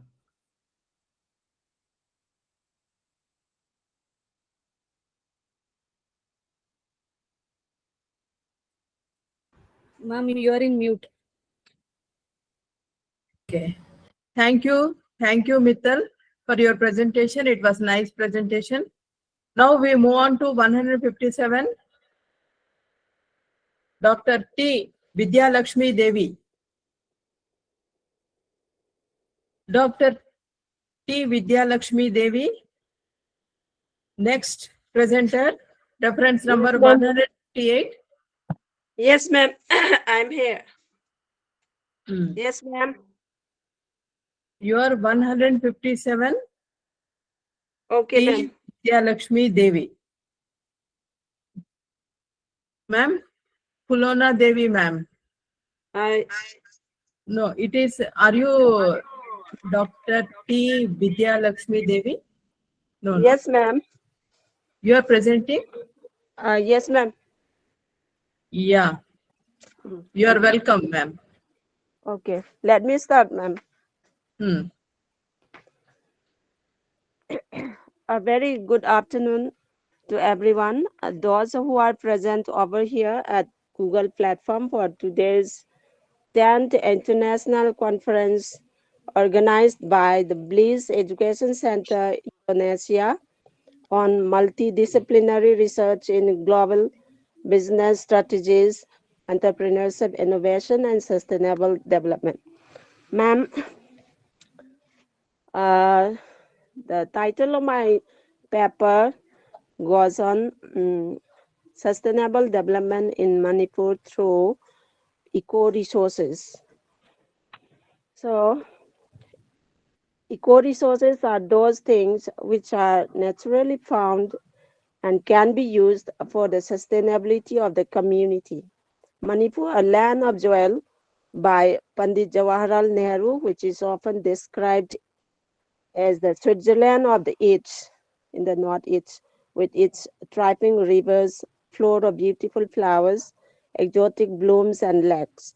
The state of Manipur is gifted with rich flora and fauna as it falls under the Indo-Burma biodiversity hotspot. Even though the state's geographical area is small, there are one national park, 7 wildlife sanctuaries, and 1 Ramsar site. The hill ranges have rich biodiversity, dense forests, waterfall, and lakes with exceptional scenic beauty. The state has more than 3,000 species of higher plants, more than 141 species of fishes, 127 species of mollusks, 28 species of amphibian, 74 species of reptiles, 586 species of birds, and 69 species of mammals.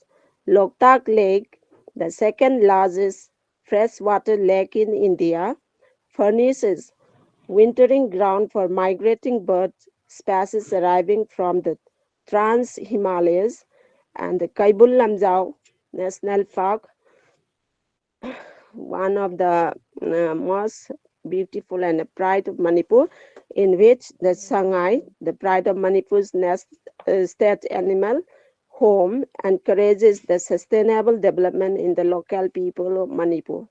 All the natural resources causes a root factor for thriving ecotourism.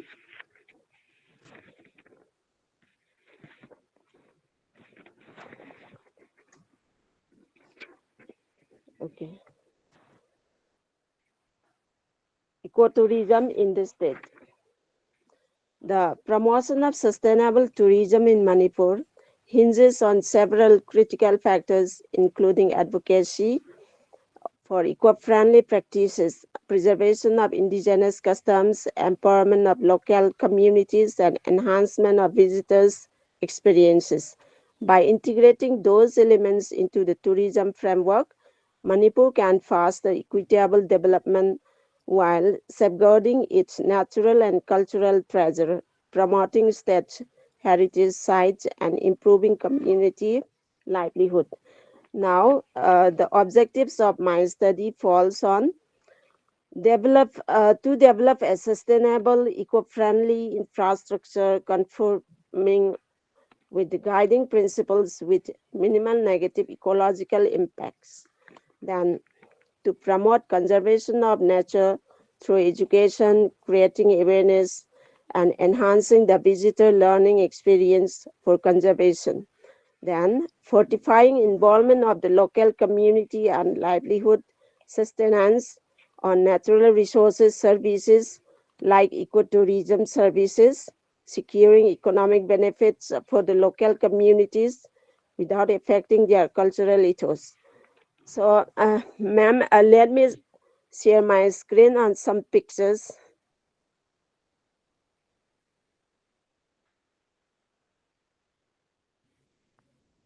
Let me share.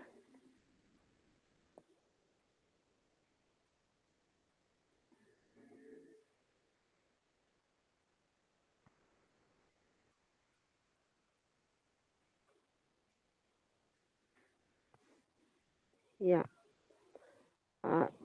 This is the famous Manipuri dance, Jagoi Ras, famous cultural dance form of Manipur. This is the traditional fishing at Loktak Lake. This lake is only fresh water and one of the pride of Manipur. And this is the state's national animal Sangai. This is found only in Manipur, all over the world. And this is the indigenous game of Manipur, polo, locally called as Sagol Kangjay.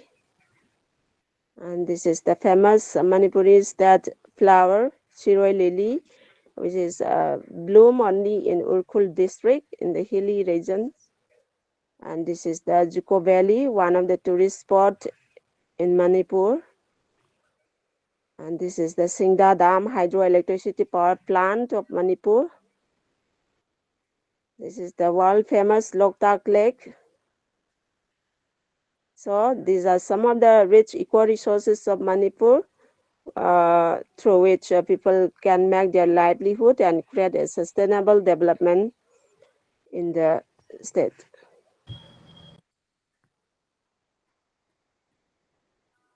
This is all, ma'am. Thank you. Thank you, ma'am.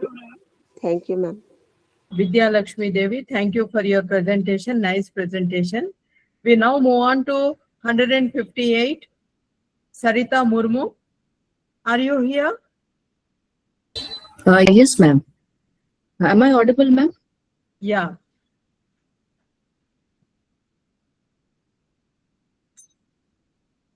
I'll just share my slides.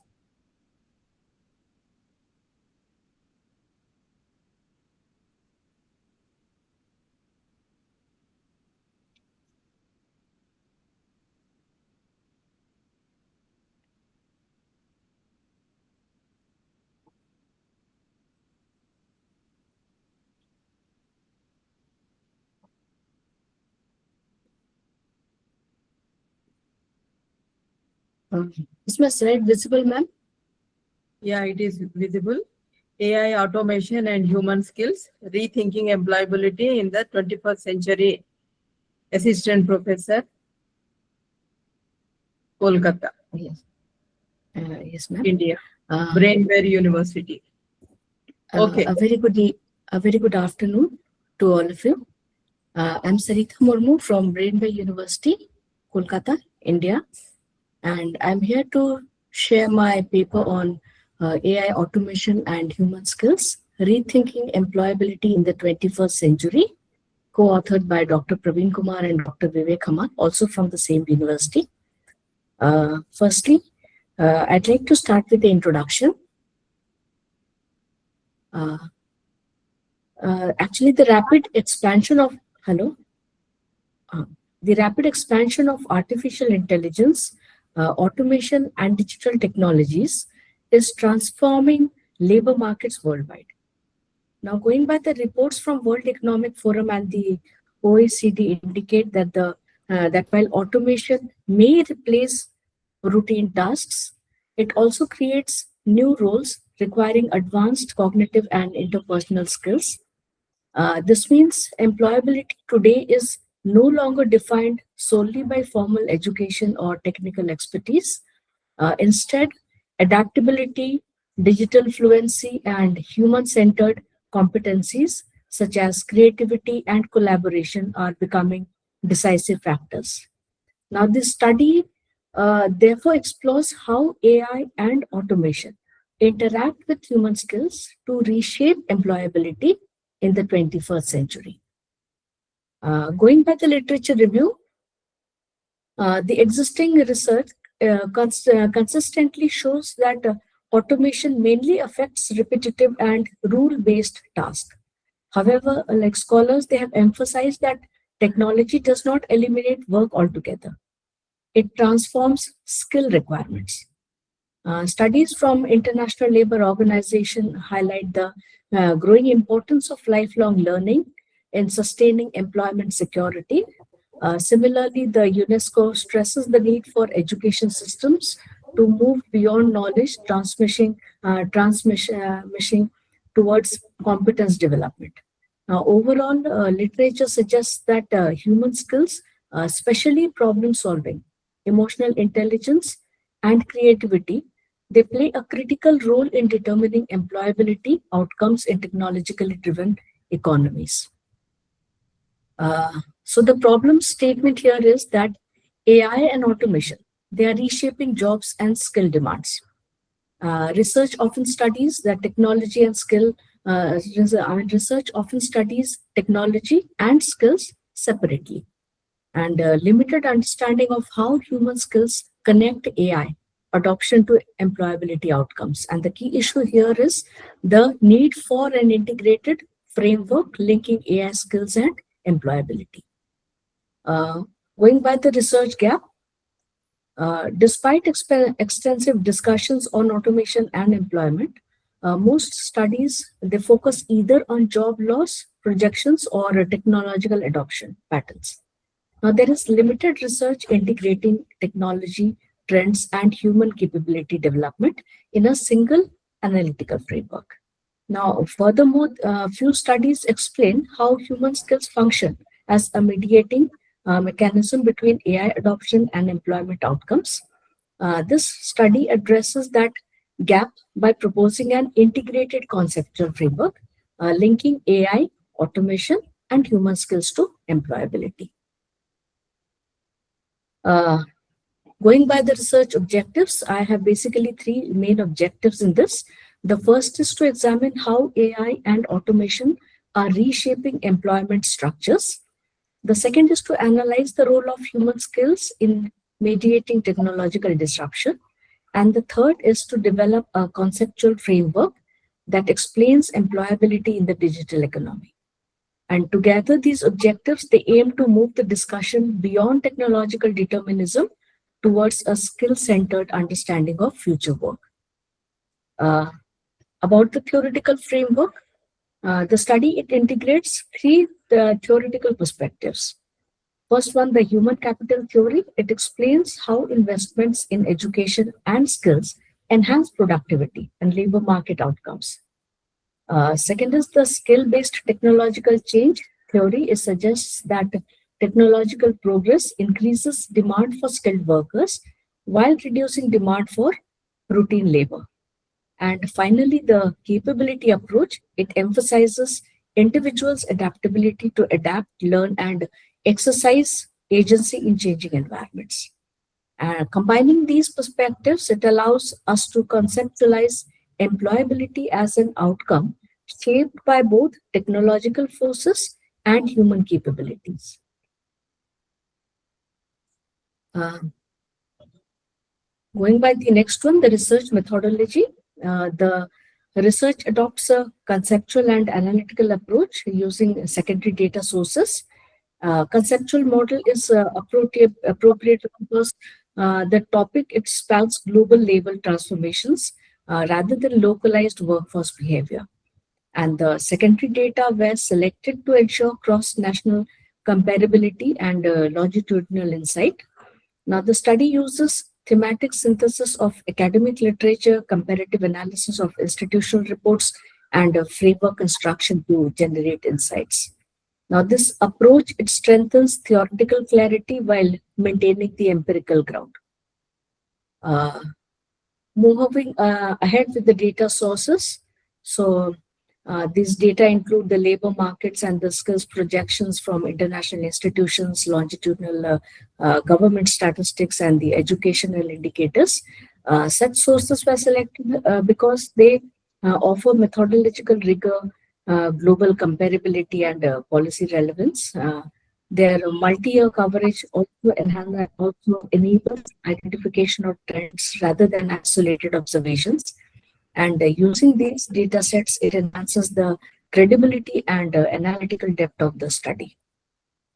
Coming to my findings, the analysis, it indicates that automation reduces routine employment, but simultaneously increases demand for analytical, digital, and interpersonal competencies. So human skills, they act as protective factors against technological displacement. Now, countries and organizations, they invest in upskilling and reskilling systems tend to show stronger employment resilience. And the findings therefore suggest that technology itself does not determine employability. Rather, employability depends on the ability of workers to adapt through skill development. The implication part of it for educational systems, the findings imply a shift towards competency-based and lifelong learning models. For the policymakers, investment in digital literacy and vocational upskilling programs becomes essential, and for organizations should focus on designing human AI collaboration models instead of replacement strategies. And for individuals, continuous learning is no longer optional. but central to career sustainability. The future scope of it, future scope could empirically test this framework using cross-country data sets or sector-specific employment trends. There is also scope to develop employability, indicates incorporating human skills and technological readiness. Additionally, integrating AI literacy into vocational educational curriculum could provide valuable policy direction for all skill development systems. And to conclude with, in conclusion, AI and automation are not eliminating the role of humans in the workforce. They are redefining it. Employability in the 21st century, it depends on the synergy between technological capability and human adaptability. The future of work, therefore, lies not in competing with machines, but in strengthening the uniquely human skills that allow us to work alongside them. So the final key takeaway from my presentation is the unique question is no longer, will AI take jobs? It is, how can human skills shape employability in an AI-driven world? So thank you everyone for this opportunity provided. Thank you. Thank you, Sarita Murmu, and others participants like presenters in the paper, Praveen and Vivek Amal. Then the next one is 159. Reference number 159, Santosh Kumari. Reference number 159, Santosh Kumari. Okay. 160 reference number, Dr. Abhilasha N. Yes, ma'am. Digital financial transformation and fintech adoption, a structural model based on the technology acceptance model. Assistant Professor, Commerce and Management, College of Commerce, Autonomous, Mumbai. Mulund. Ma'am, is my screen ready? Yeah, very much. Yes, ma'am. Very good evening to one and all, ma'am, and thank you so much for introducing myself and my topic for the audience. And first of all, let me express my sincere gratitude for all the organizing members for a wonderful conference. Usually, many conferences will be on a particular theme or particular subject area, but bringing this diversified the area, so that makes more interesting. And I'm attended since afternoon. All presentations very mesmerizing, ma'am. So sincere thanks for organizing committee. So for today's conference, I have chosen a topic: digital financial transformation and digital fintech adoption, a structural model based on technological acceptance model. Fine, these are the topics I'm going to cover. And to begin with, what is fintech? It's nothing but the use of technology to deliver the financial services in a very innovative, creative, and customer-friendly manner. And now, because of AI, so all the digital technologies emerging like artificial intelligence, blockchain, data, big data, cloud computing, and mobile application. And fintech involves a digital platform and application that improve or automate traditional financial services, which include banking, payment, lending, investing, and insurance. So in simple word, fintech is nothing but the blend of finance and technology for the economic growth and the financial inclusion of all the economies. And this is some of the studies that I've taken from the different sources. So the fintech growth in India. So you can see from 2022 till 2025, there's a tremendous increase in the fintech adoption in India. And also the major, the market share from the fintech brand is PhonePe, that is 17%, followed by GPay and followed by Razorpay and so on. So this shows that India has adopted the fintech in a very positive manner. So let me, and this is a literature review where more than 80 articles have been analyzed in order to know what are the research gaps that can be fulfilled with the current study. And even though there is a numerous studies on fintech, so the current study focus on TAM-based structural model. So TAM is nothing but technology acceptance model based on incorporating whether the perceived usefulness or ease of use or trust is needed to provide the more holistic explanation of fintech adoption in India. And these are the three important objectives. The first objective is to examine the influence of perceived usefulness, perceived ease of use, the trust on the adoption of fintech services using TAM, and to analyze the role of security and perceived risk in strengthening the customer confidence and encouraging wider acceptance of fintech services. And lastly, to identify what are the key factors that enhance user experience and promote large-scale adoption of fintech in evolving digital financial ecosystem. And based on the objective, the three hypotheses have been framed. One is based on the perception of usefulness, whether it is influencing on the customer satisfaction, or the second one is the perception of ease of use, and the third one is customer trust towards fintech services, whether it is positively influencing on the customer satisfaction. And this is the research methodology. So basically the type of research is descriptive and exploratory in nature, and the target population is individual investors in Mumbai of various age group. Sampling technique is random sampling, and 221 individuals was taken for the study for getting their opinion on the topic. And the source of data is both primary and secondary, and statistical tool has been being used by using SPSS and MOS. So the Cronbach alpha exploratory factor analysis and the regression has been used in this study. Fine. So this is the demographic profile of the respondent of 221 respondents. And this is the conceptual model, that is perceived usefulness, perceived ease of use, or trust in services, okay, which is enhancing or which is giving a positive satisfaction for the customers. And this is a Cronbach alpha, and you can see the table here. So the perceived usefulness shows the highest mean, that is 3.52, followed by trust 3.21, and perceived ease of use services. So correlation result revealed that there is significant positive relationship between the three variables which have been used, and is having a positive influence on the customer satisfaction. And also Cronbach alpha shows 0.7, which shows that data is highly reliable and there is an internal consistency of the data.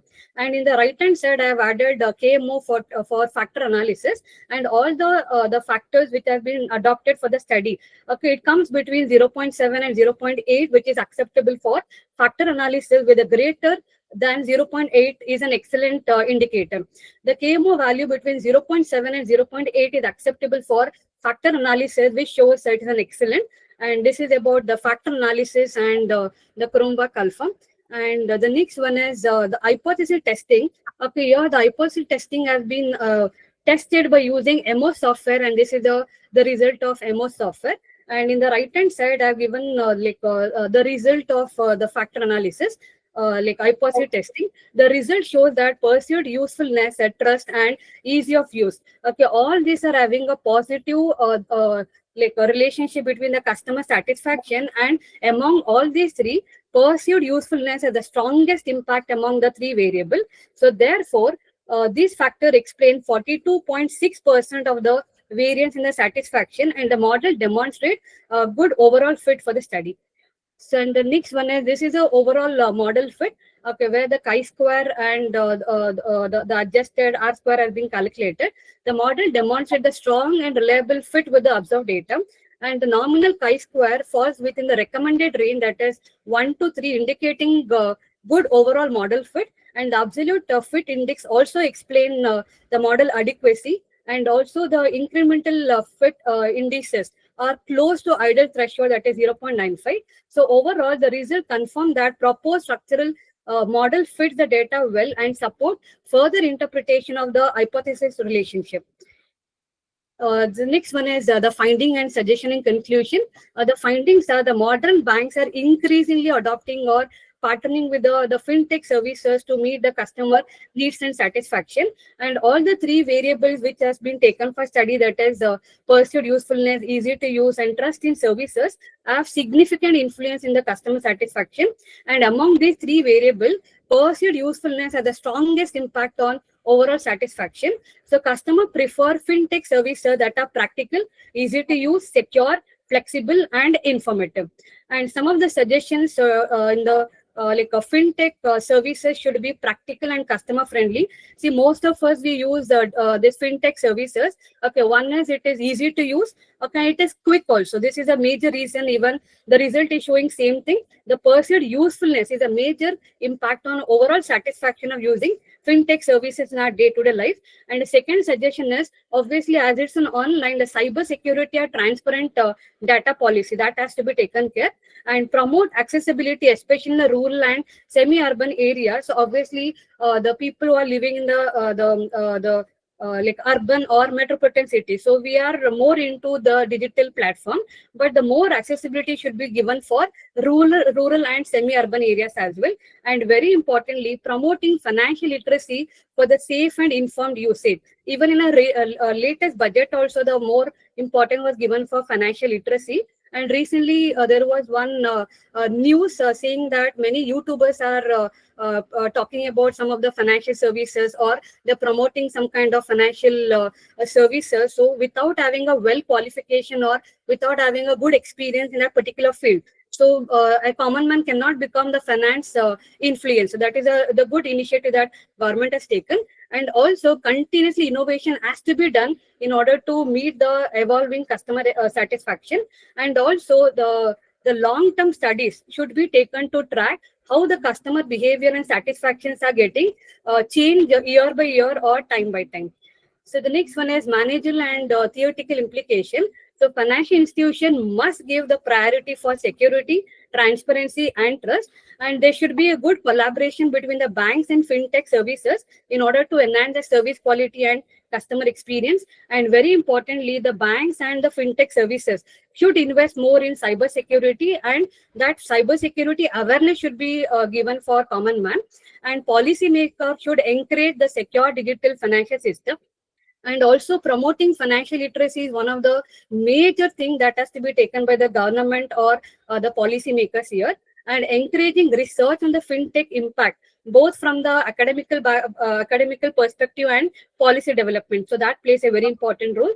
And the further scope for further research are the longitudinal study should be done in the future, investigating the impact of IT infrastructure and financial stability on customer satisfaction. And very importantly, explore emotional and behavioral factors, because we have the fear of risk or technological anxiety or bias. So very importantly, post-pandemic, we started using more of digital platform. So particular study should be conducted from the post-pandemic customer behavior and trust in the financial services. And lastly, one strong the scope of further research is the fintech role in sustainability and digital economic growth in emerging markets should be covered in the upcoming research. Okay, this is about the implication of study, and these are the list of references which have been used for conducting the current study. So this is about the presentation. So if any questions or any questions, I'm open for the questions. Thank you, Abhilasha. Thank you. Thank you for your presentation. Nice presentation. Dear presenters, if you have any queries, you can ask. You are welcome to ask.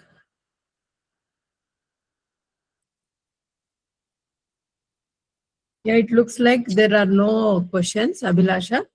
Thank you so much. Thank you for your presentation. Nice presentation.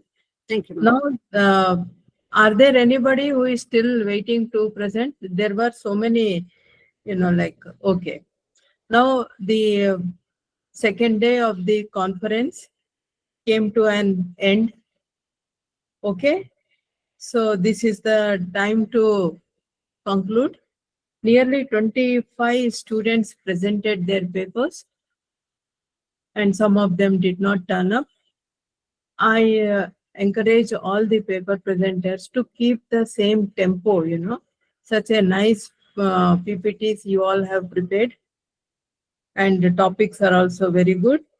So I thank ISSMWA for giving me this opportunity to be the chairperson for this session, especially all the members of the ISSMWA, including Brijesh sir.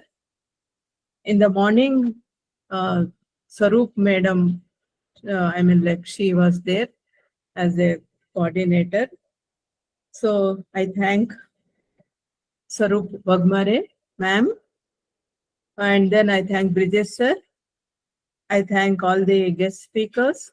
Professor Surendra Singh, Registrar Rani Durgavati Vishwavidyalaya, Jabalpur. Sir, thank you. All the presenters, thank you very much. And you have showed a lot of discipline in doing your presentations, which is very, very important, and communicating very well. So with these few words, like I have to say, hum aapke aabhar hain. Thank you. I like to see you all in the coming conferences. So many new names are there, and so many familiar names are also there. What it says, you have been participating in the international conferences and conferences national organized by ISSMWA. Okay, na? Thank you. Thank you, one and all. Adab. Thank you very much. Thank you very much, everybody. So with these few words, I would like to conclude. And with regard to your best presentations, it was promised to you all that from today's presentations, 1, 2, 3 will be selected and they will be posted in the WhatsApp group. Okay. Thank you. Thank you, one and all. Thank you very much. Thank you so much, ma'am. Thank you. Welcome.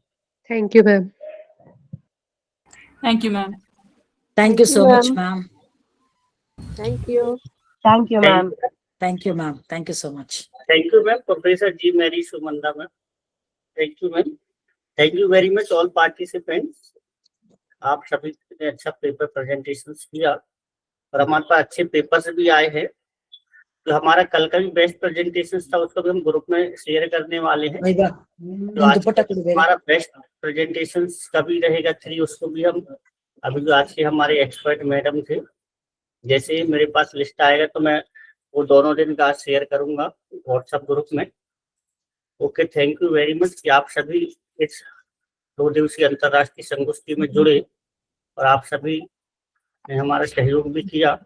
अभी 12 बजे से 4 बज रहा है, सभी last तक जुड़े रहे, उसके लिए आप सभी का धन्यवाद। आप सभी को 2 डेज में सर्टिफिकेट व्हाट्सएप ग्रुप और ईमेल में मिल जाएगा। अगर किसी के title problem, name problems, subject problem है तो वो हमें इन्फॉर्म कर सकते हैं मेल के माध्यम से, उनको करेक्ट सर्टिफिकेट मिल जाएगा। कई बार अभी हमने जो शीट से एक्सेल लिस्ट जो भेजा है प्रेजेंटेशंस का, उसको आप अपना चेक कर लीजिए। तो किसी का मिस्टेक है तो अपना सही नाम हमारे मेल पे भेज सकते हैं, तो हम 2 डेज में आपको प्रेजेंटेशन का सर्टिफिकेट व्हाट्सएप ग्रुप और मेल पे प्रोवाइड कर देंगे। Okay, thank you. यह सत्र हम यहीं पे समाप्त करते हैं क्योंकि ऑलरेडी 4 बज चुके हैं। कई लोग व्यस्त रहते हैं, फिर भी हमारे कॉन्फ्रेंस में जुड़े हैं। जिस मैरी मैम सुबह से हमारे बीच में हैं, जो आज के हमारे सेशन एक्सपर्ट भी हैं और हमारे एग्जीक्यूटिव काउंसिल मेंबर भी हैं मैम, और तेलंगाना की वोमेन सेल के प्रेसिडेंट भी हैं, social science and management. Yes sir, thank you sir. Ujjain में भी हो रहा है, ऑफलाइन मोड पे है। अगर आप में से इंटरेस्ट है ऑफलाइन अटेंड करने में, 29 मार्च को है हमारा युवा भारत विकसित Bharat global India challenges and opportunity पर है। 29 मार्च को है, ऑफलाइन मोड पे है। और आप में से इंटरेस्ट है तो आ सकते हैं। उसको हम फर्स्ट डे ऑफलाइन और सेकेंड डे ऑनलाइन किया है। Okay, thank you. अब एक हमारा वोमेन डे में भी एक इंटरनेशनल कॉन्फ्रेंस करने वाले हैं मार्च में। Okay, thank you very much. यह सत्र हम यहीं पे समाप्त कर सकते हैं, आप सभी लेफ्ट हो सकते हैं। Brajesh sir, once again, Thank thank you to everyone. Thank you so much, sir. It was pleasant to meet everybody through online and picking from diversified group and from different places. It was mesmerizing, sir. I appreciate each and every organizing team for tremendous work. Congratulations, sir, and best wishes for the upcoming conference that you're going to host. Congratulations, sir. Thank you, ma'am. Thank you. Thank you so much, Brajesh Sarji. Very well organized program, very enriching, very informative, a lot of learning, and feel so blessed to be part of this program. Thank you so much, Brajesh ji. Thank you, ma'am. Thank you, ma'am. Thank you very Thank you, much. Sunanda ma'am. Thank you, sir. Thank you all. Thank you. Thank you, ma'am. Bye, everyone. Take care. Once again, thank you all. Thank you, ma'am.